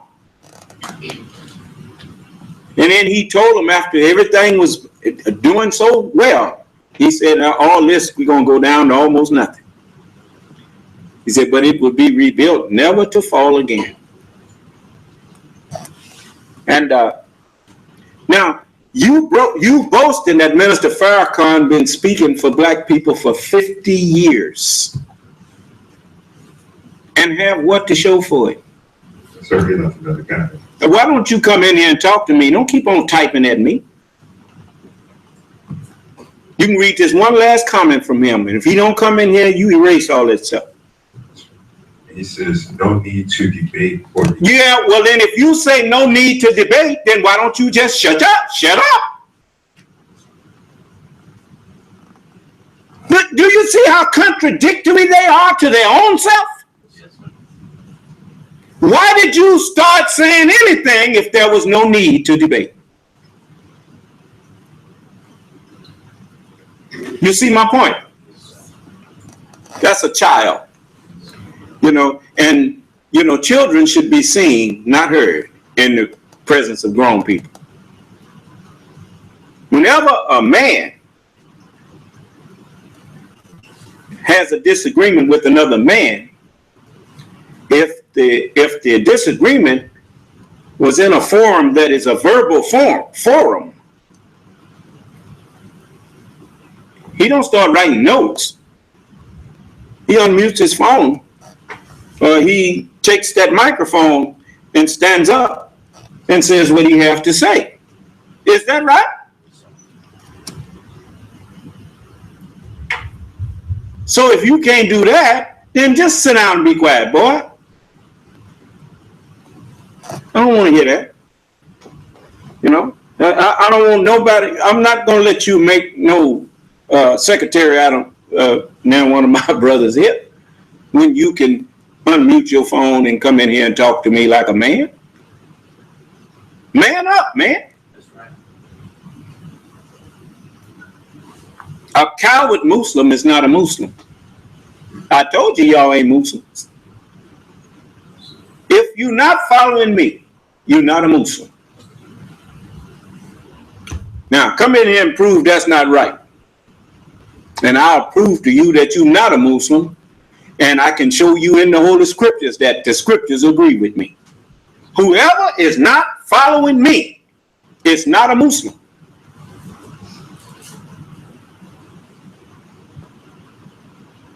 Now, I can ask you one question and put a stop to your mouth. How come they don't try me on that? You know why? Because they know I can do it. Now, listen. In the world, your history, speak your language, have a name from your own father, know something about your history and your culture. All of that was stripped from us, and we were placed in a form of slavery unlike any form that existed before us. And if you ask him, why? He would probably tell you because that's the white man's idea. That wasn't the white man's idea. That was our idea.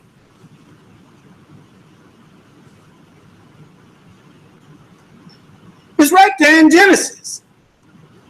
Abraham, know of a surety your seed gonna be a stranger in a land that is not theirs. And they shall serve them, and they shall afflict them 400 years.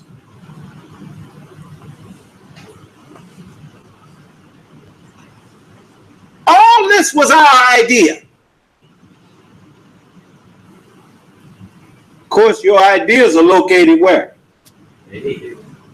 Where? In your what? In your head.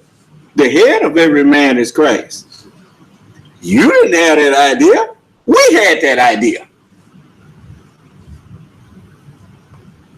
Anyway, let's move on.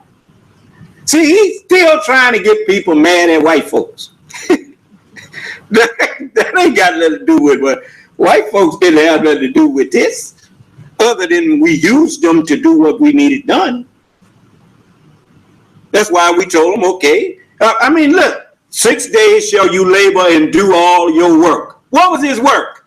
My Lord, as you have judged me to be Aaron, I'm going to certainly make evil fast seeming to them on earth, and I shall cause all of them to deviate, except your servants from among those, the purified ones. What did his Lord tell him? That's the right way with me. Get out there and get to it. 6 days shall you labor and do all your work. Be fruitful and multiply and replenish the earth and subdue it. Huh? So we had to make a smith out of it. And we created the smith.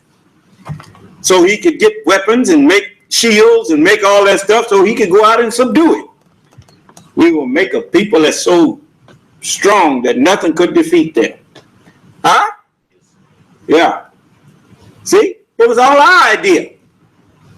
Shall the axe boast itself against the one who wielding it? You see, I shut his mouth. You know, white man come in here trying to tell me about nothing.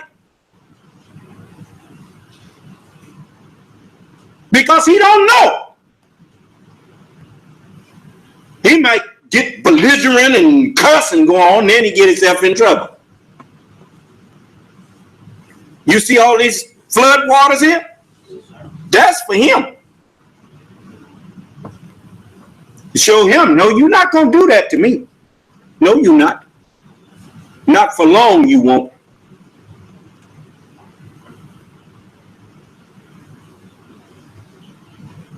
Now, let's listen.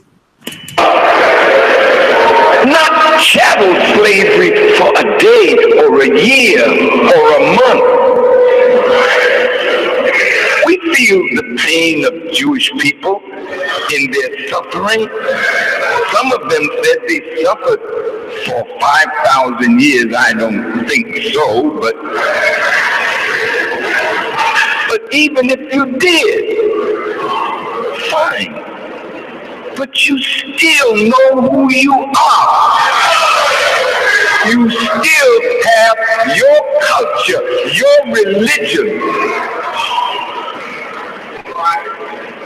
But here's a people absolutely stripped. Our manhood totally destroyed. No, our manhood will not totally destroyed, or we would not have it now. See, that's the problem with him. He does not understand that when you reduce iron, for instance, to a liquid, you haven't destroyed the iron. Matter cannot be created, nor can it be destroyed. You can only change its form. What did Allah say he was going to create his man from? From black mud? What is mud? Dust and water. So someone had to reduce us to pure dust. And that's what the 400 years of slavery did. Reduced us to dust. Dirt. And they treat us like dirt, huh? They just walk on us and do whatever, and all we do is just come cry, and then when you get water and dust makes what? Mud, huh? Okay. For all of I have heard the cries of my people. Huh? And I am come down. I am descendant from slaves. I am come down. That's what descend is, ain't it? Yes. I am come down to deliver them out of the hands of the Americans in the North country. They won't be saying the Lord that brought them up out of Egypt no more. We're going to call it like it is. We spiritually called it Egypt, but now we're going to call it what it really is. The North country. The Lord that delivered them out of North America. That's who I am.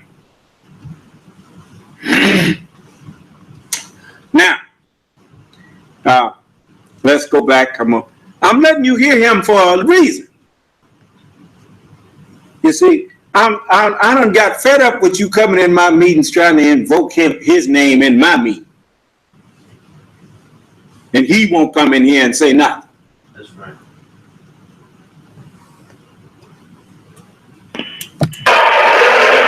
Our women ravished before our eyes. A young man was telling me the other day about a young man who he was cutting that man's hair, and that man told him how when he was young and married to a beautiful black woman in Mississippi, how there was a white man who would come to his door and he would have to go in the barn while that man had sex with his wife.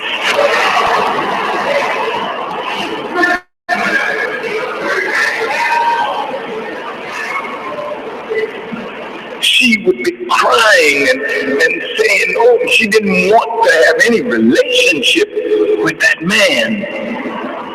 But his manhood was not such that he would die before he let another man take advantage of his wife, kill the man, kill himself, kill his wife, before he let anybody just have her like that.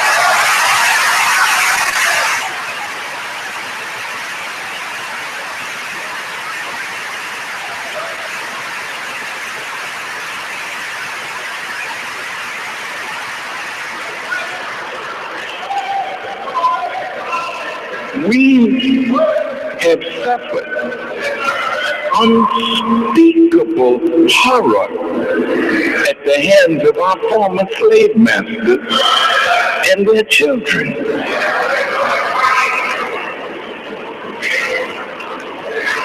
Look at your women. How many of them have grown up in this world with their virtue intact until they married?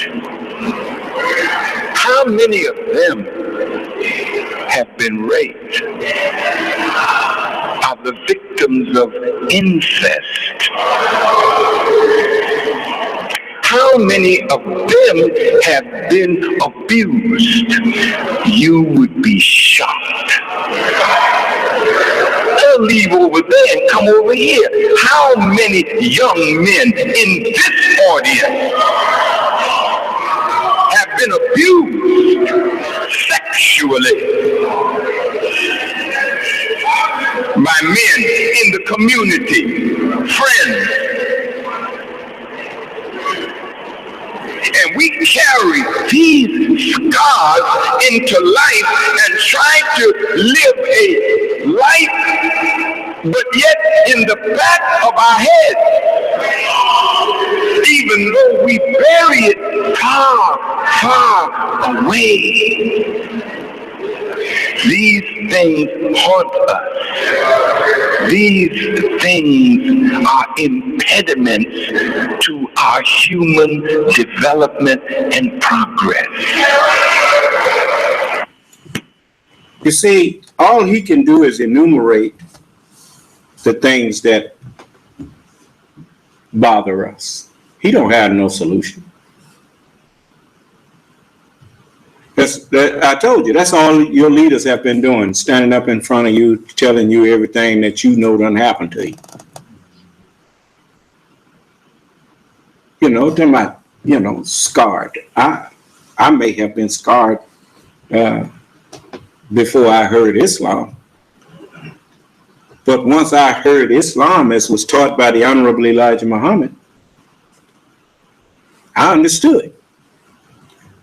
There is no sense in me carrying all of that stuff that people did to me or whatnot, because they were just as sick as I am. We all sick. So we don't need to just keep on rehashing it. What we need to do is understand it and let it make us stronger in our conviction that wickedness is wrong. And who better to know the right and wrong of it than somebody who done experienced it? I don't know wickedness from hearing about it. I've lived in it. Why you think it says that in Hebrews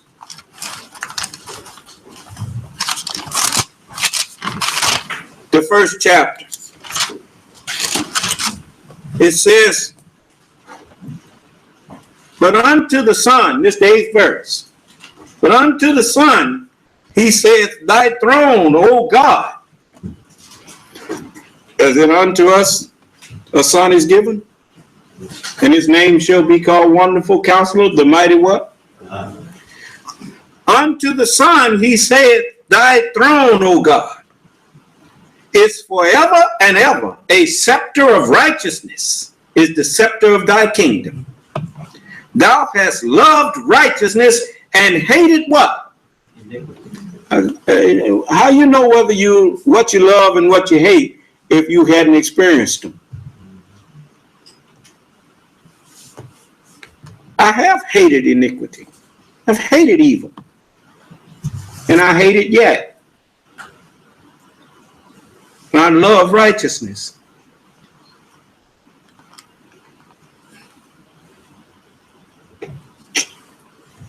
So, where he walking around here just enumerating the problems, we all know our problems. We know what we've suffered. But has he been able to do anything about it? I'm doing something about it. And you notice a lot of you all, you know you've changed since you've been listening to me.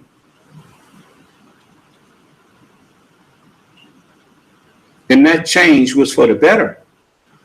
And that change is not a temporary change. It's something that you find that your conscience is getting more and more developed. And you are becoming a more and more self-aware person of how you conducting yourself.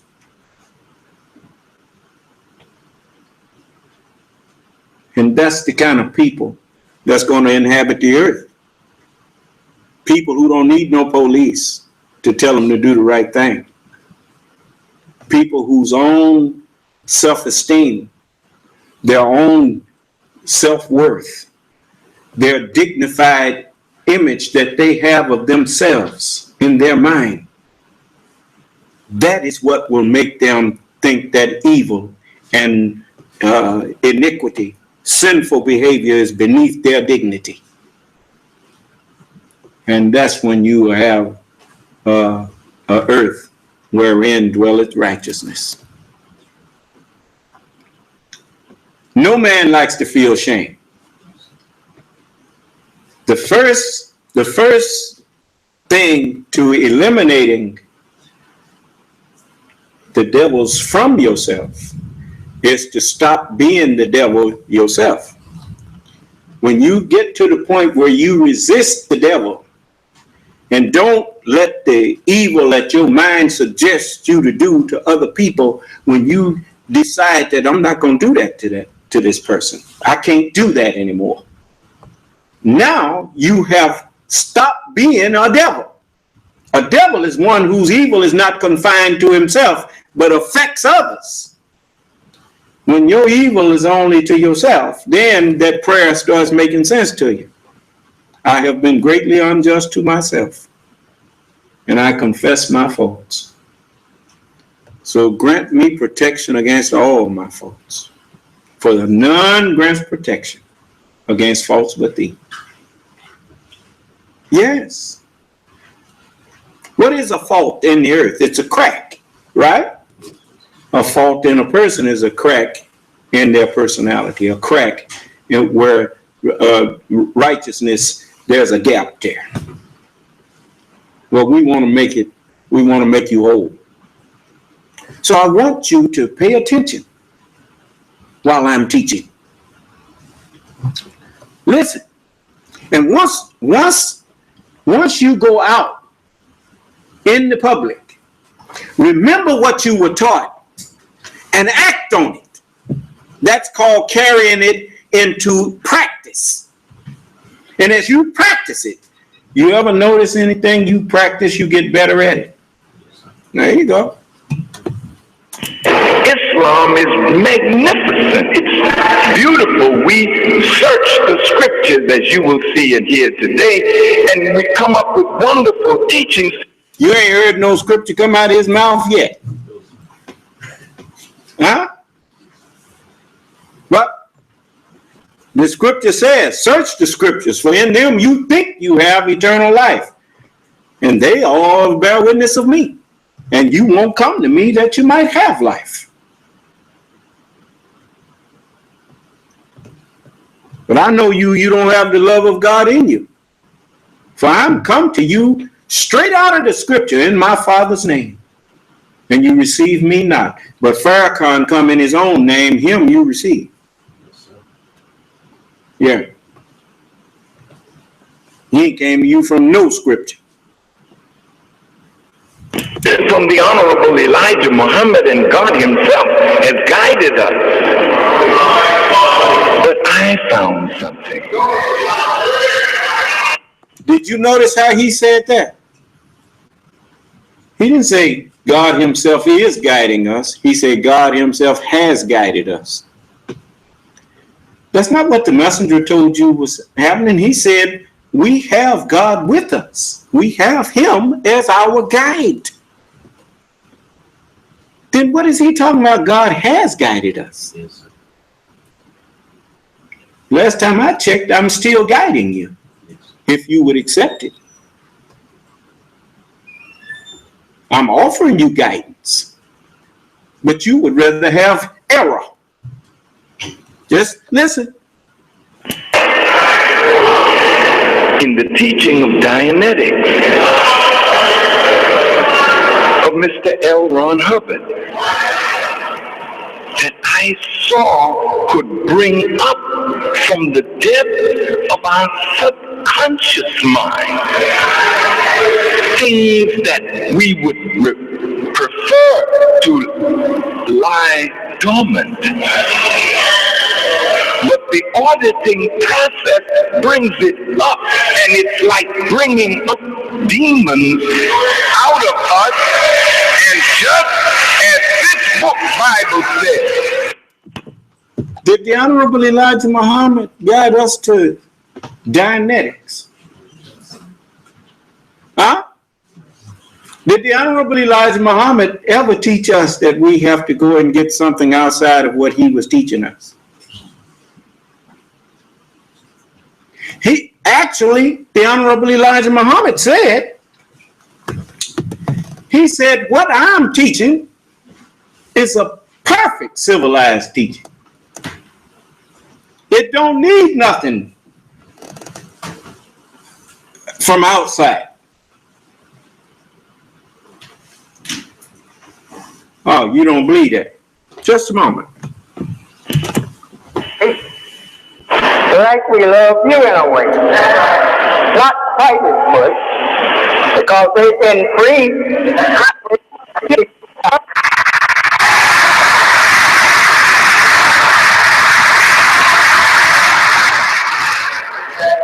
We love people. Like we love you in a way. Not quite as much, because they've been free and they let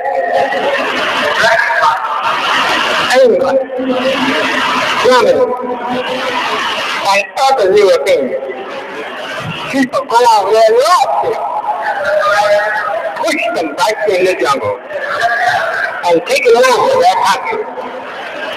Out there, rest of their country, they still won't push us over out there.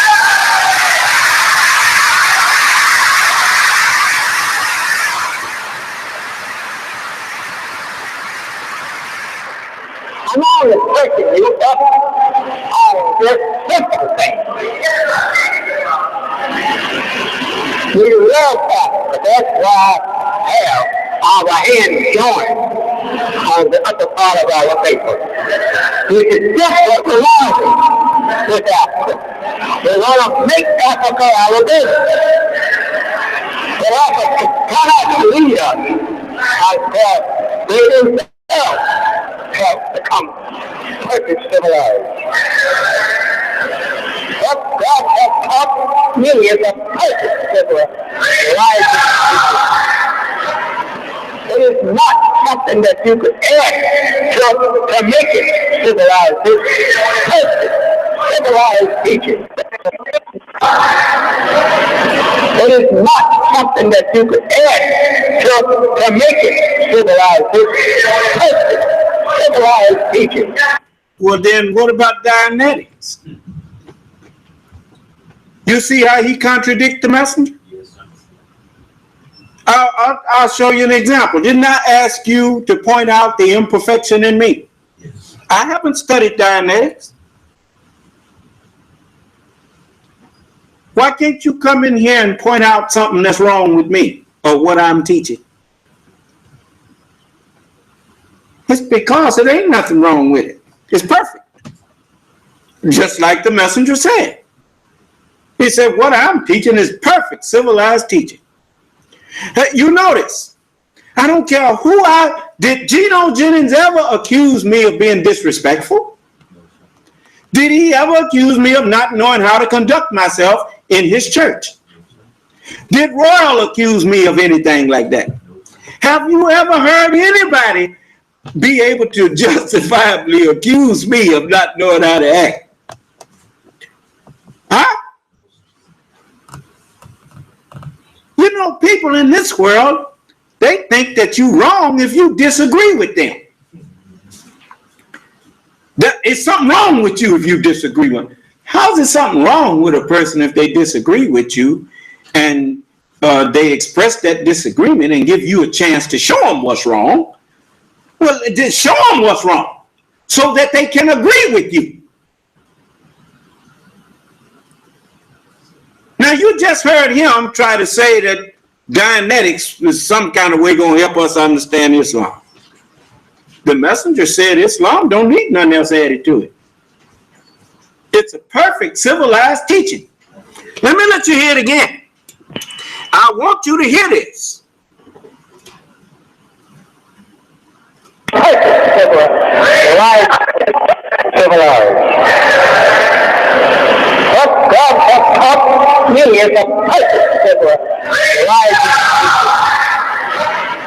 It is not something that you could add to make it civilized. It's perfect civilized teaching. That civilized any habit. It's colorful where it comes from. He said it's perfect and it'll civilize any savage, regardless to where he come from. I bear witness, for it shows civilized me. Huh? You notice, I talk for hours and hours and hours. And whenever someone tried to suggest that something that I'm saying or doing is wrong, you notice I always won and proved that they didn't know what they was talking about. Is that right? It's just like when you heard all of them cussing and swearing at me about my own baby, as if they care something about black children. How many of y'all believe white folks care about black children? Come on. Come in and tell me that you care about black children. You see, history teaches me that you don't.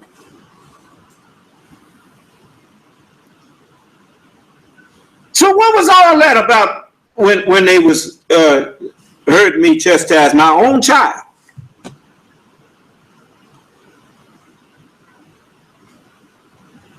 They allowed the murder of Trayvon Martin. They allowed the murder of the little 12-year-old brother that had the little gun? What's his name? Tamir Rice.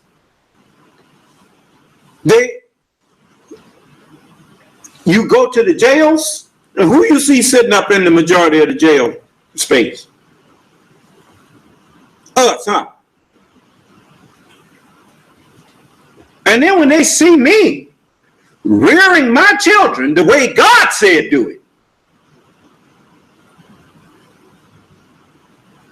they know that their jails ain't gonna house mine,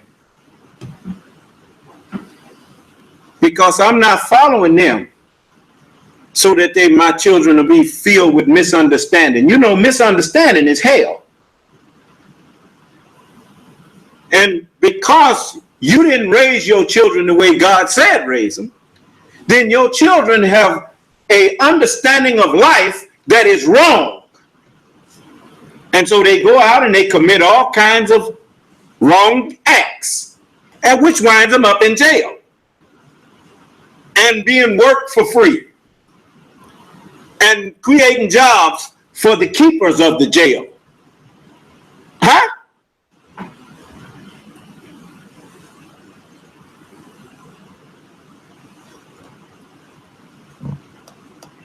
My children are respectful. Now, I'm not going to say that some may not choose to go wrong. But if they choose to go wrong, it's not because I raised them that way. It's because they chose to not do what I taught them to do. Do you understand?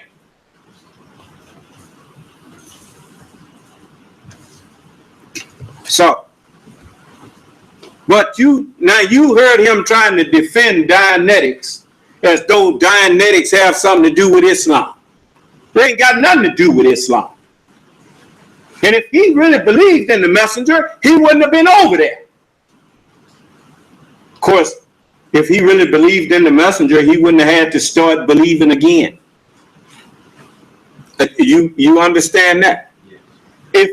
If he had to believe again, what that mean?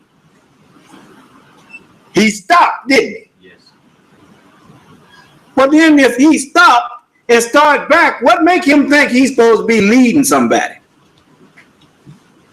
He already proved he's not qualified to lead because he didn't have no faith in his teacher. Now, how can a man who had no faith himself teach me to have faith?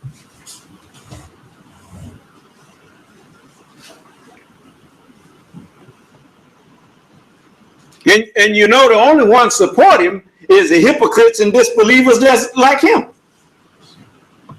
Anyone who knows Scripture knows that you can't call yourself Lord. The book say the Lord is faithful. Yes. And I am faithful. You can't find nobody that can tell you I stopped believing in the messenger. You ain't never heard me denounce no prophet of God. You heard me teaching and telling you to believe in them like I do.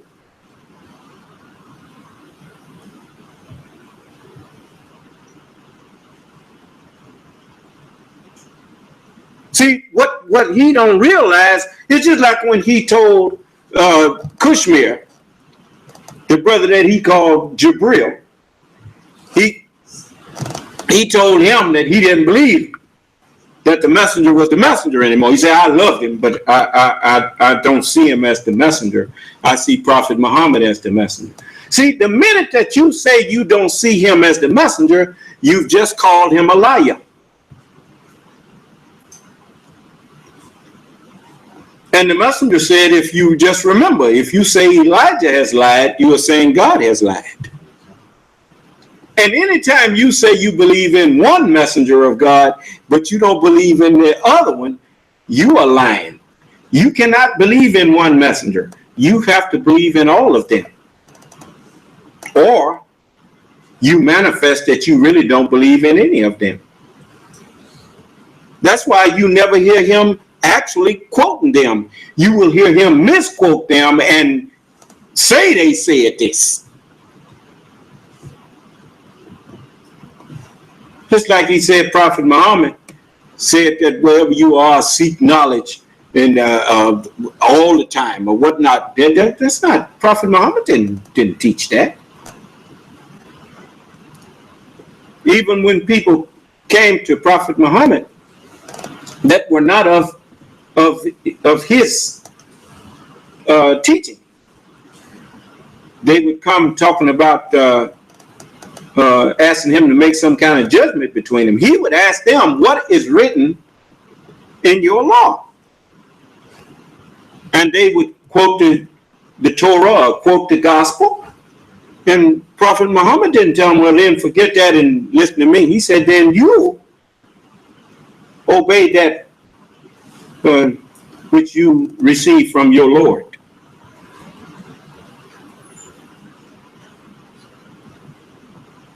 No messenger of God ever tried to get you to disobey another one.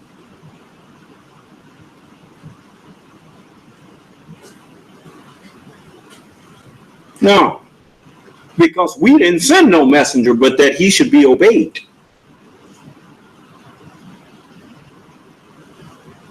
So now you heard it straight from the messenger's mouth. Just a minute. You're going to hear him say some more about that.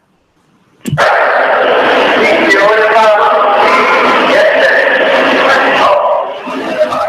have been visited by many of them.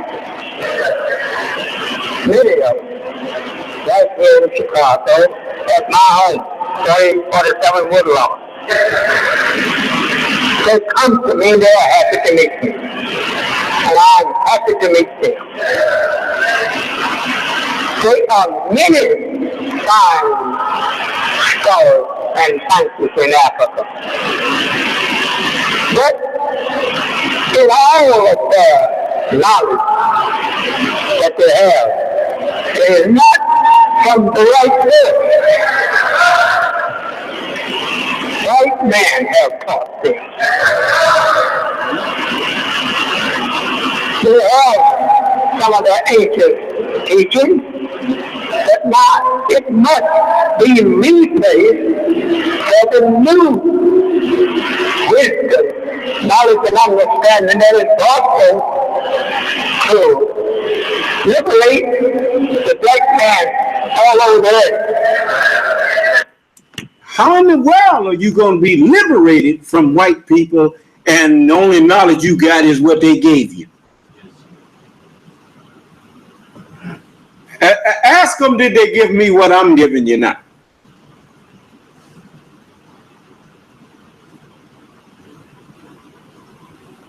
No, you can't get out from under him if all you got is what he giving you. That's why you ain't been able to change your condition between you and them now.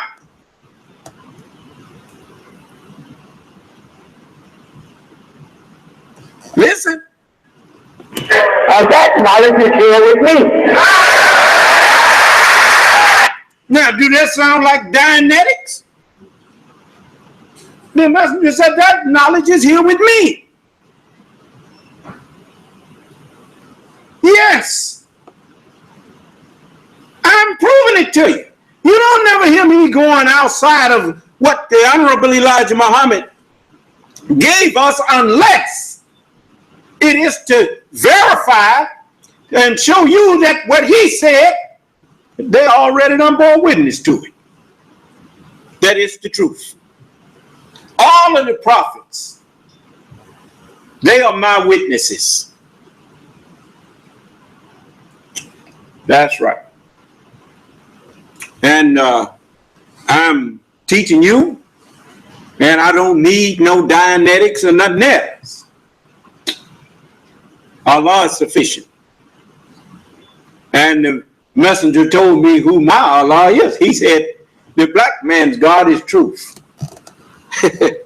And he also said that, he said, now, we all are Allah he was letting me know that collectively, all of the prophets collectively, the messengers collectively, that is my Allah. Then he said, now if you want to talk to Allah, read this Quran, read the scriptures.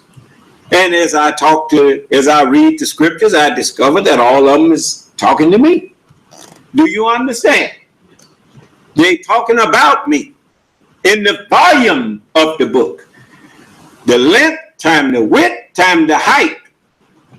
I remember the messenger said he was shown a vision of a book. He said, and the only letters he could make out in it was Lam, L-A-M. And he said, and the letters looked like they had depth. They just went all through the book. When you look up Lam, it'll tell you it means lamb too. It's not just a letter of the Arabic alphabet. It's also, it means lamb, L-A-M-B. And in the volume of the book, I come, for it's all written of me. Do you understand? And so even the book says of itself, it says to those whom we have given the book, they recognize him as they recognize their son. You see, why does it say him? Because that's what the scriptures are. They are a mind of a man that Allah said he was going to create. And so, this is me. The word was made flesh. Let me show you. But now you see he messed up over there talking about going in some Dianetics. While the messenger said that, no, we got a perfect, when something is perfect, it don't need nothing added to it. The messenger said what he have is a perfect civilized teaching. He said, you can tell me to go to Africa. He said, but don't tell me to go to Africa to be civilized. For I'm already civilized and am ready to civilize Africa. Listen.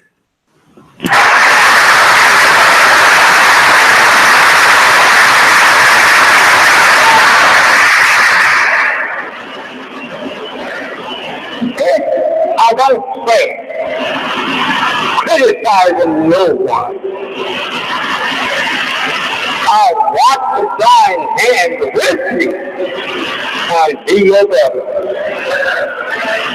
Let's not neglect this England, and these other slave-making rascals. He called them right. Slave-making rascals. Said, yes, I want to be your brother, but not with this stuff that all these England and Dutch and slave-making rascals. That's the way you talk about children. Little rascals. Huh? They are our children. They just been here 6,000 years. The yellow man, the brown man, and the white man, they just been around here 6,000 years. They're some very young races of people. The black man is simply referred to as the Ancient of Days. There ain't no record of our birth because we was the first. Do you hear anyone contradicting that? Why you don't let the people put change to? I don't want them to be thinking that we're trying to suggest the messenger is talking.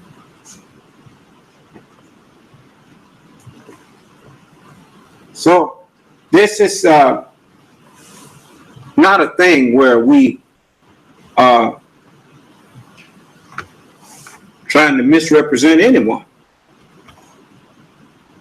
And we're not going to let nobody misrepresent us. I'm the Lord, and I'm not going to let you come out here and try to make something else out of me. Now, if you got a problem with me saying that, come in here and show me why I shouldn't say it. I'll listen to you.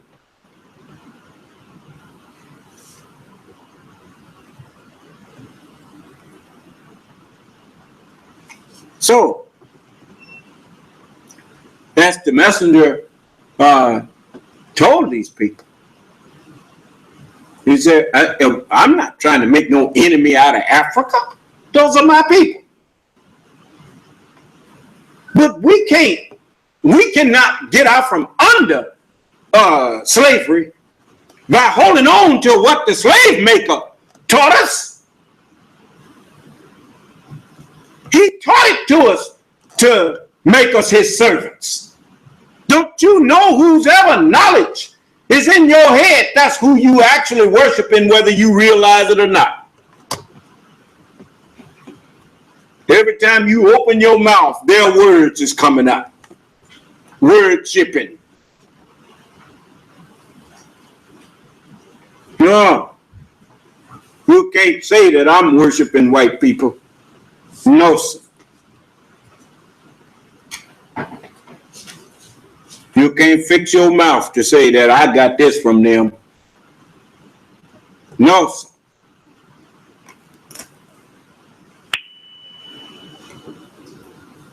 Their day to rule us is gone.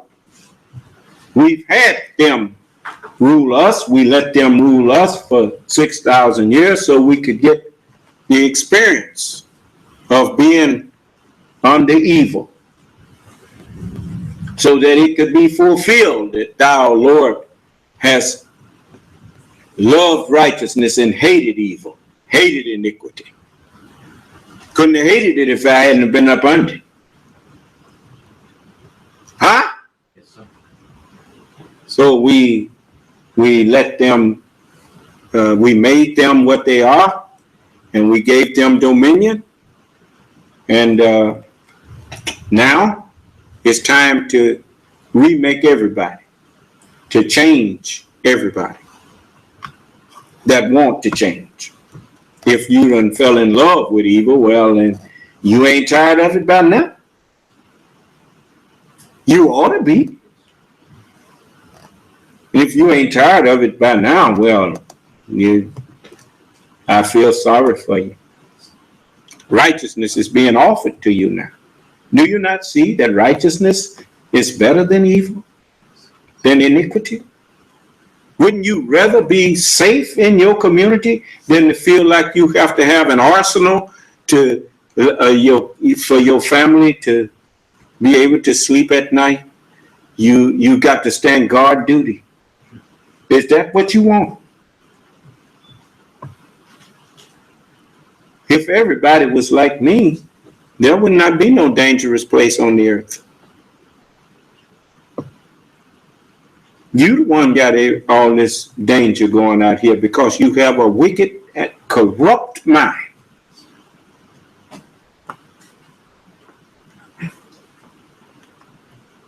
That's right. So, I'm here to offer you a better way. Take the offer while you can. Soon, it's going to be rescinded. Then all of the repentance in the world ain't gonna help you. You know what they say? A decision too long delayed is a rejection. You know, when you offer somebody something and they keep on refusing to make a decision either way, they done made their decision. They just ain't telling you that they don't want it. But their actions tell you they don't want what you offer. Otherwise, they'd accept it. You notice ain't nobody able to put forth no justifiable reason why they don't follow me.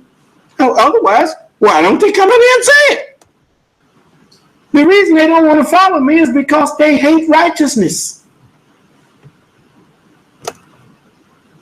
That's why they hate me, because they hate righteousness.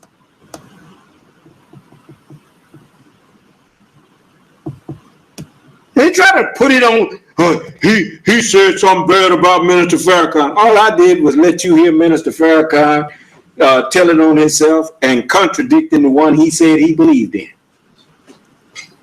Huh? this right here. In the back of our heads. Far away. These things haunt us. These things are impediments to our human development and progress.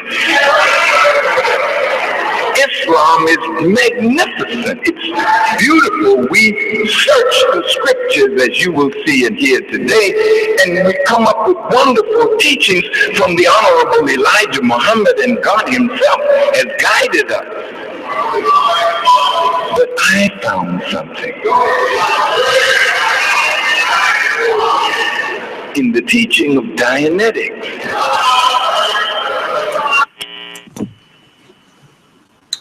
He found something in the teachings of Dianetics. In other words, Islam ain't enough.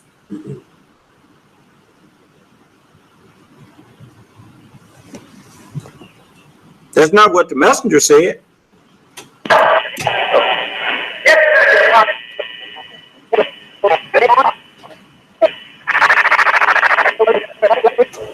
Liberate the black man all over the earth.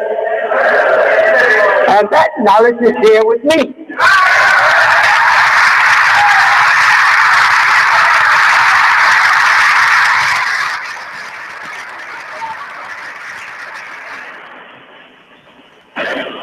This I don't say, criticizing no one. I want to join hands with you and be your brother.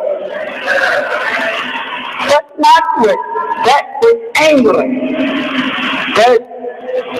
And these other play-making rascals. They give you their knowledge to enslave you. Like the good here in America, Africa. Anyone come from out of the country of America, see you acting a little foolish, ignorant, they jump on you and rob you. And yet doesn't give you nothing to relieve you of the robbers that you was born under. Brought up in this picture. But I'm here to fight any robber.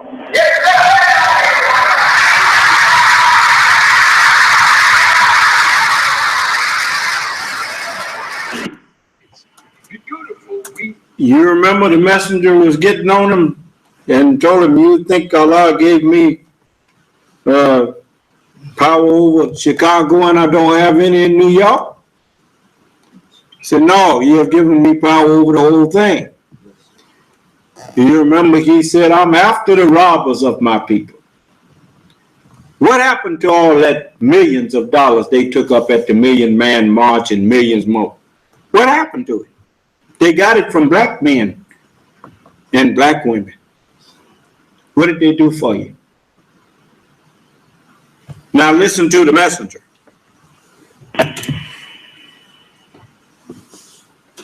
He could not have mentioned anything like that. But it's me. I'm the one that said that. And the spiritual and not of the prophet that wrote it, not before Jesus. Those were prophets before him, and not thieves and robbers. But thieves and robbers was before me. Ah, but you have all been good. Every black leader come before you without robbing you. But all of them, they always look to see how heavy your pocket is. And they set out to rob. I see how empty your pocket is. I set out to put something in. And I'm the only one that carries on that tradition. I see how empty your pocket is, and I try to figure out a way to put something in there. Everybody else, they come to you and see how heavy your pocket is and see what they can steal from you. In the name of, I love black people. Yeah, like you love fried chicken.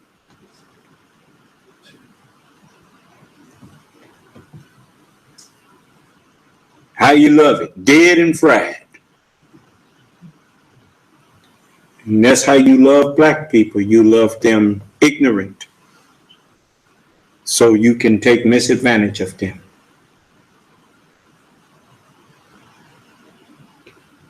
If I wanted you ignorant, I wouldn't stand up talking to you for 4 and 5 hours and 6 hours at a time, sharing with you knowledge of how to think and weigh what people say to you. Do that sound like a man who wants to see you ignorant?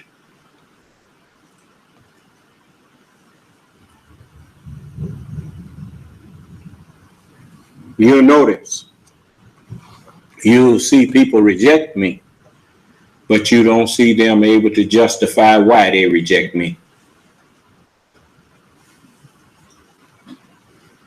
Come in here and tell the people why you justified to reject me. Tell them. I'm interested in knowing why. Most of them say, I don't like the way he talked to people. Well, that's because you ever seen a con man that people didn't like the way he talked? The con men, people love the way they talk. That's how they con them. Is that right? So if I'm a con man, I'm a mighty poor con man, keep going offending people. is that right? Yeah. So, you know, people will say anything about you behind your back.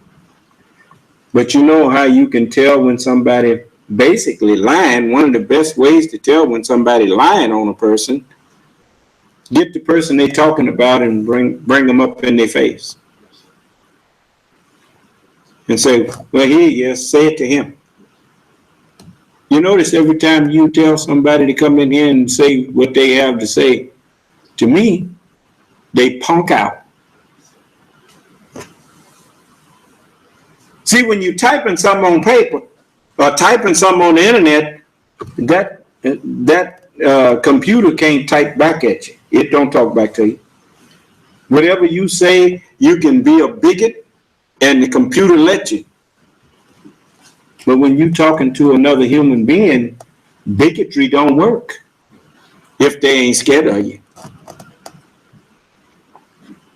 You know, sometimes bigots came in here. You've heard some bigots come in here. Like that, what was that atheist name? What was his name? David Silverman. He come in here. Every time I go to say something, he go to over talking me. They're bigot. You know, and all he did was wind up showing people that he wasn't about nothing. You see, as the old saying goes, you give a fool enough rope, he'll hang it himself.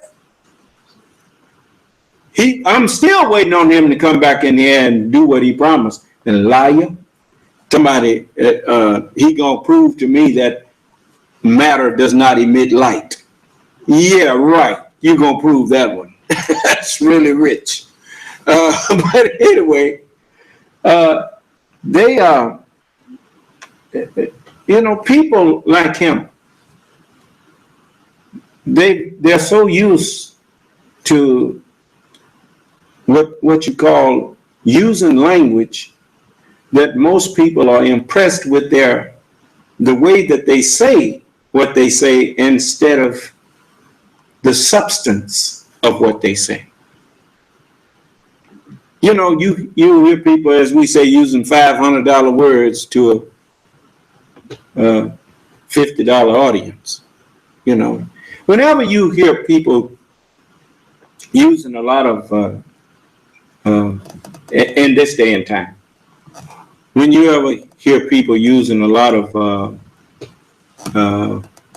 words that you have to go look up to find out what they really mean, that is done purposely to impress you, because if they really spoke in your language, you would realize that they don't have really much of substance to share with you. You see? You notice I speak in language that everybody can understand. Whenever you speak in the simplest language, then the simplest mind can understand you. So you know you're reaching the more complex mind. You see, and that's one of the ways that you have of knowing that you are talking to a truly wise person, by how simple they can make complicated things sound. Do you understand? It is in reducing things to their simplest terms is where you find the realm of wisdom. You see, it's just like in mathematics. When you take that equation, when they took that equation that Mr. Albert Einstein left and worked it out and came all the way back to that, then the one who was able to do that was able to what they call split the atom and produce an atomic bomb, an atomic weapon, at great cost to themselves, though. You know, it is, you know, when you're dealing with something like that, naturally you wind up irradiating yourself, you know, which is not very intelligent.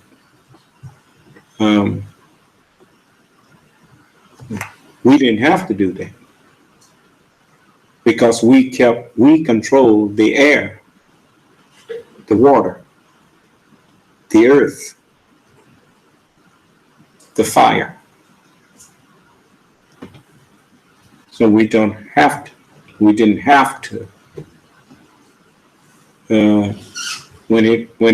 When great hailstones fall and great amounts of water fall, that's a renewable artillery, and it can keep on being dropped on you, as you saw them talking about it today on the news, that this rain now is insult to injury because they already had too much and it's more in the forecast. So, which I told you that you're not going to get away with disrespecting me any longer. And you don't respect my presence among you. Any of you that can prove that I'm not the Lord, if you can prove I'm not the Son of Man, then come in and do so, and then everything will be all right. I'll start looking for him along with you. But if you have not been able to prove that I'm not the Son of Man, how foolish you are to call yourself fighting me.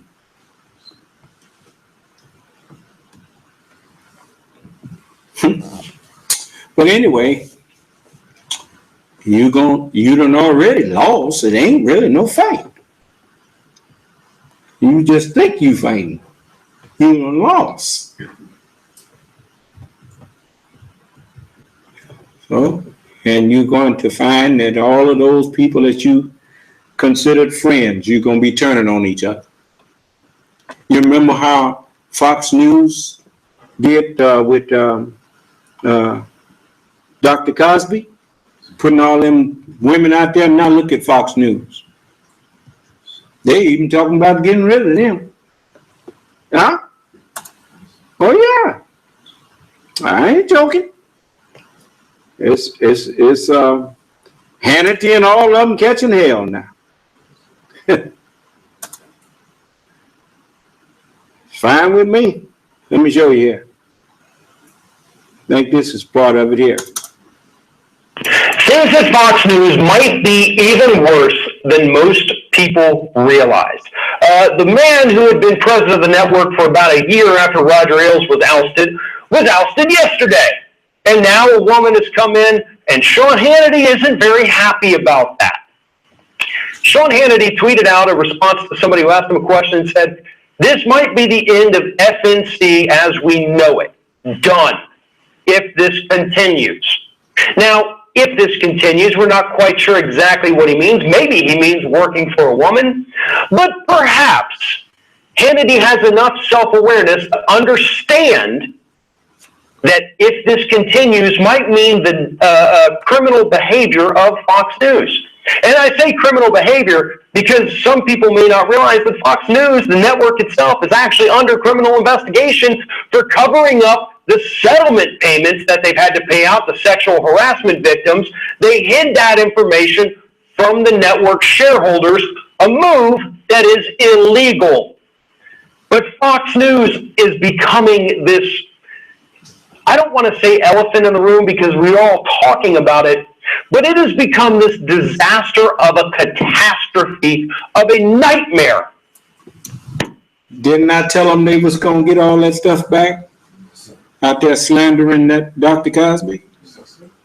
And now you finding out that what they was making up on him was true about them.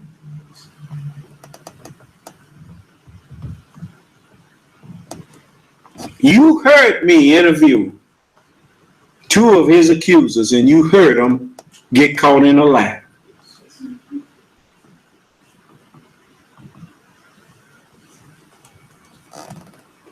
But why the rest of them didn't want to come in here and let me interview them? You would think that the one who's being truthful, they say, yeah, he be the one, because people believe me if I can convince the Son of Man, right? And it's not hard to convince me of the truth. The truth is self-exalting. The truth is that which you cannot argue with. And no matter how much you question it, the more you question it, the more it convinces you that it is the truth. Huh? So, why they don't want to talk to me? You remember when I asked Gloria Allred to bring some of them in here?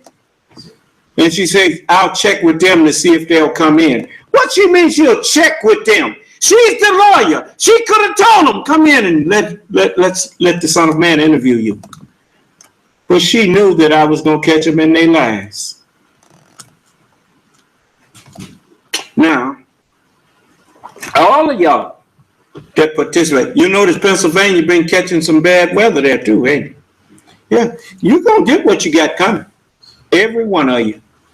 I told you to go back there and take that garbage off that you put on there about that man.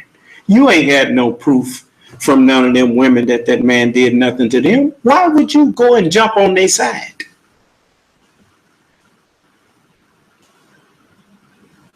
Why would you help ruin a man's reputation based on nothing but gossip?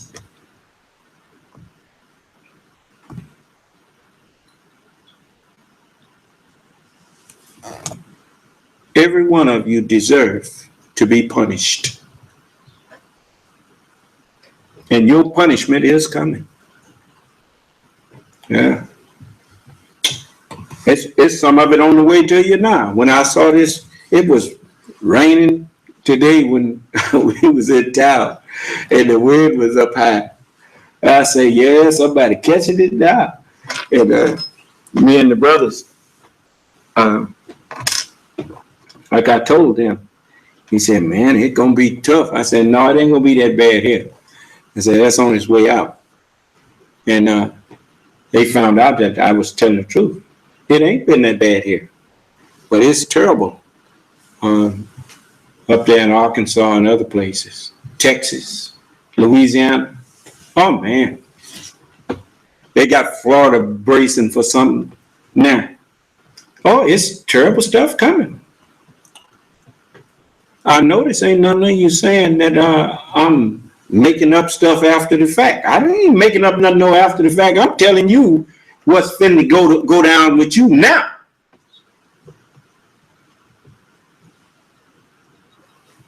Teach you to call me a lie.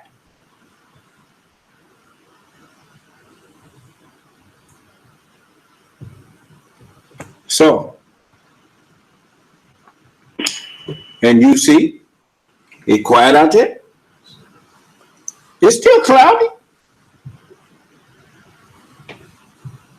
But I ain't worried about it, because I can ask Allah just as simple as, oh Allah, let this get on out of here.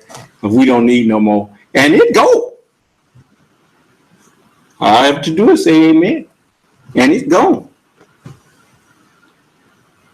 So, I'm not worried about what you think you got planned to do to me. You just planning against yourself and ain't got enough to know it. So I'm it's 12 o'clock Eastern time. 3 hours then elapsed. These brothers looking at me saying, man, look, I got to go to work tomorrow. Let's get out of here. So I'm going to get out of here. And you notice ain't nobody talking crazy now, huh? Boy, that weather will make you straighten up for them. Is that right? Yes, sir. When you see them tornadoes coming after your behind, you won't be in here talking crazy to me.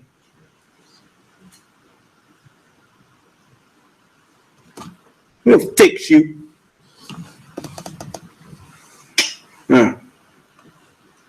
I thank you.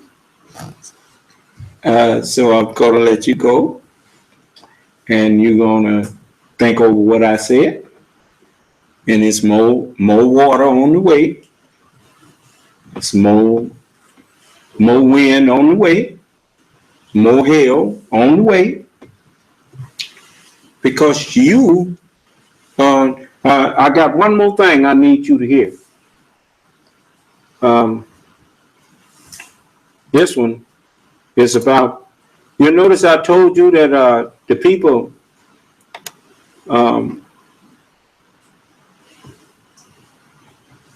white people, y'all been doing this to us ever since we've been in your care. You steal our ideas, tell us our idea ain't nothing, and then you take it and repackage it and call it your own. Look at this.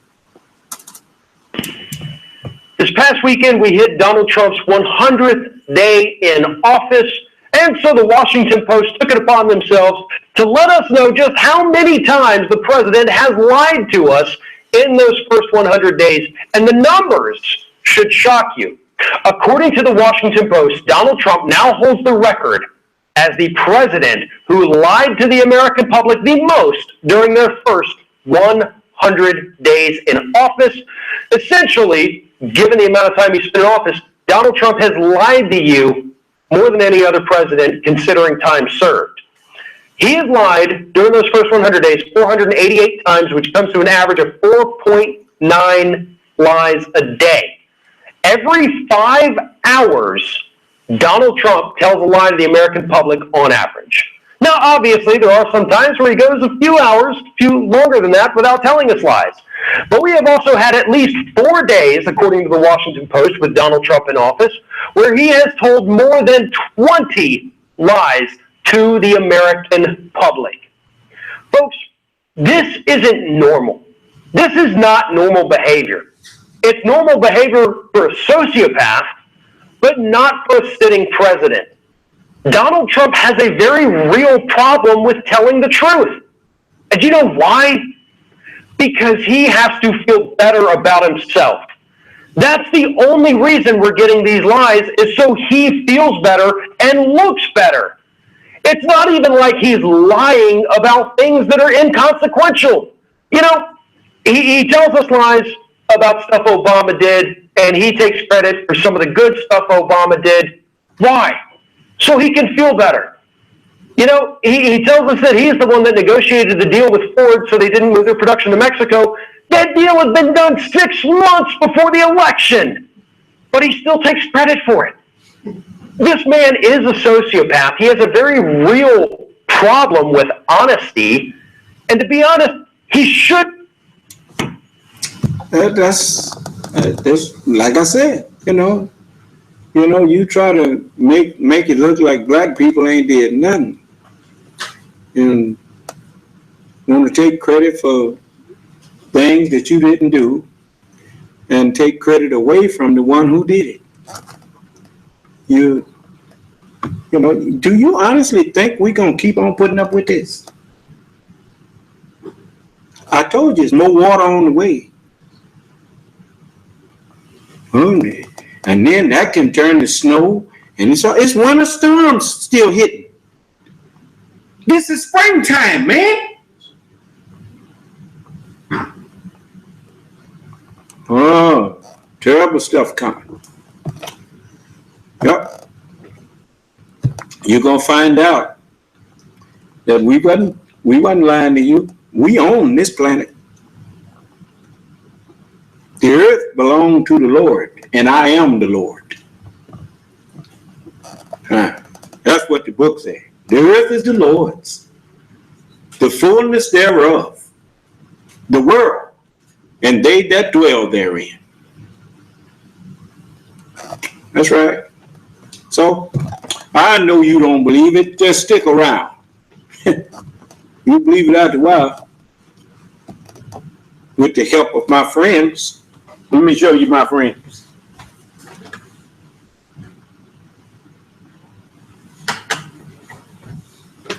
These are some of my friends. To swing all the way through and end.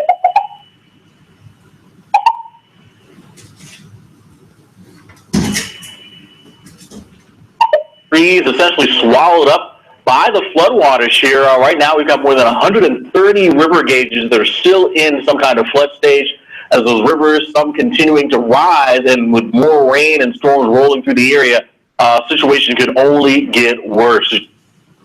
These my friends. The earth itself is helping me. The messenger said, I would hate to be one whom the earth didn't want on it.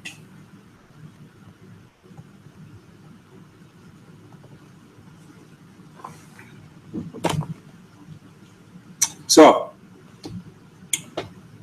just remember, I offered you the hand of friendship.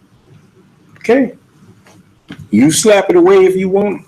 Soon, that offer going to be rescinded. All right.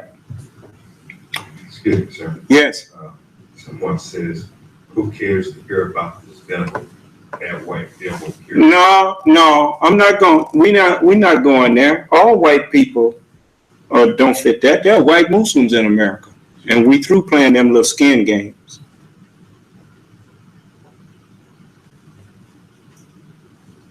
You sit up out there. How come you not following me?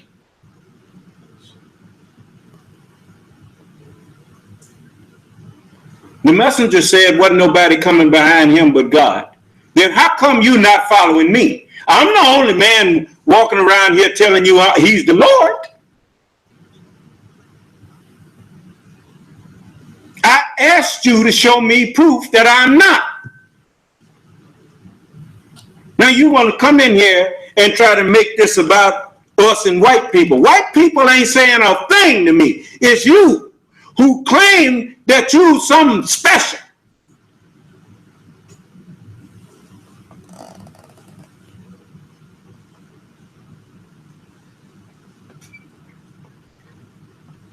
You keep on talking about white people like they made themselves. White people didn't make themselves devils. We made them. Then whatever they did, whose fault was that? I notice none of you ever quote the Honorable Elijah Muhammad's last message to us. He said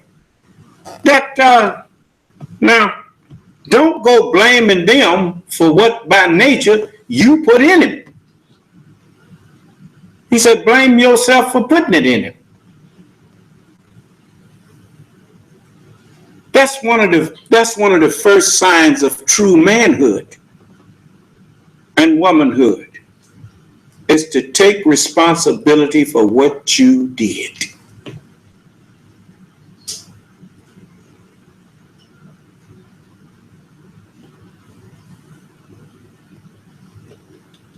The messenger also said, if God wants to continue to let them live on the earth, he said, that's him and God. He said, you just get that part that he gives you and don't be worried over his.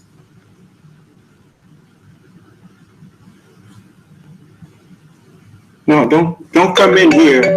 Don't come in here to me trying to make what we teaching look like some racism or whatnot. This ain't no racism. The white man, the devil, but we made him that.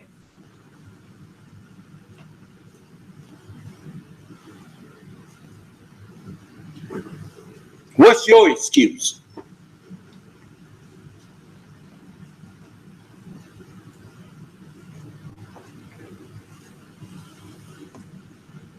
So, if you got some sense, you shut up. If you don't want to follow me, you ain't gonna make it.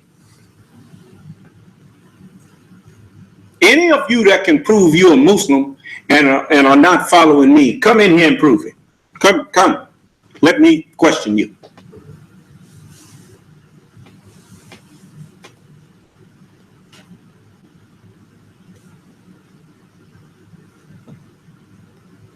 Excuse me.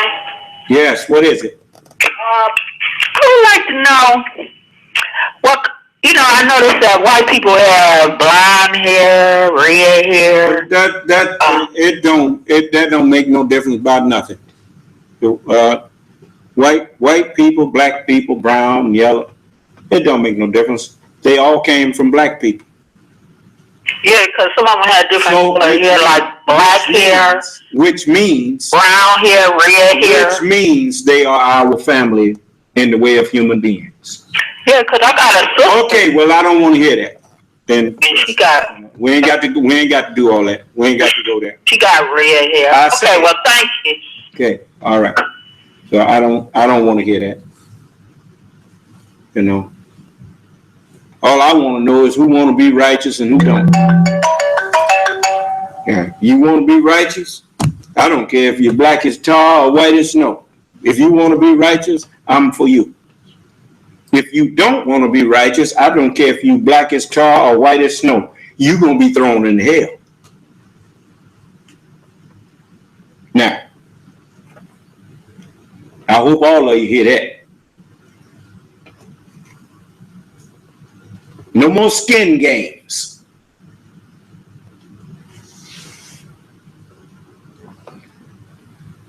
Skin don't make you devil. The mind that's in you, that's what makes devil.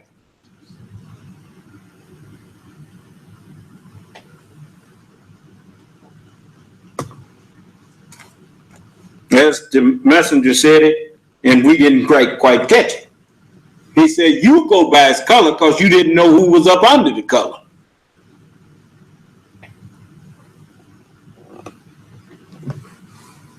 But you submit and let me guide you. I will make you a new person. I'll give you a rebirth. Yes. I'll transform all of you. That's right. By the renewing of your mind. And I make all things new. That's right. Solomon said he didn't see nothing new, but a greater than Solomon is here. That's what the book told. He that sitteth on the throne said, behold, I make all things new. How you do that? Because all things are delivered unto me of my Father. And I'm a new man, a created man. Didn't exist before. I asked you many times, can you point out another man like me? You haven't been able to do so. There ain't none like me. I'm the original man of a new world. That's right. Not no new world order. I'm here with a new world. That's right.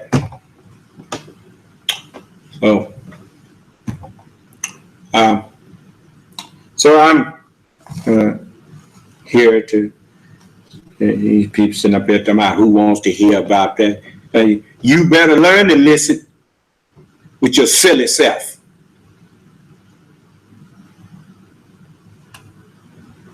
That's your problem now. Can't nobody tell you nothing.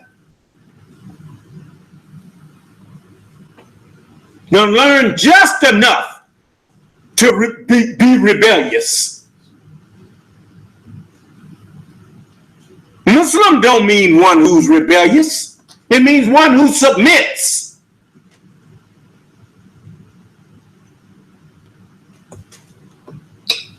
So, well, I don't care to hear you coming in here, call yourself, pointing your finger at somebody, and you just as wicked as they are. You ain't nobody's judge. I'm the judge. And ain't none of you righteous. No, not one.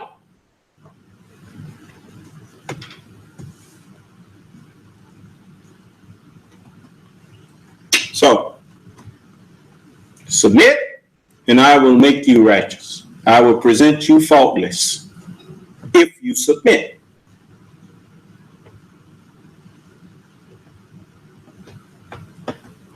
Okay. So we are going to let you go. So may Allah bless us all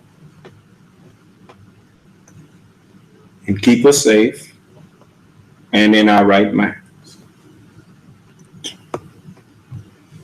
May Allah's Salam alaikum. Your conference recording has stopped.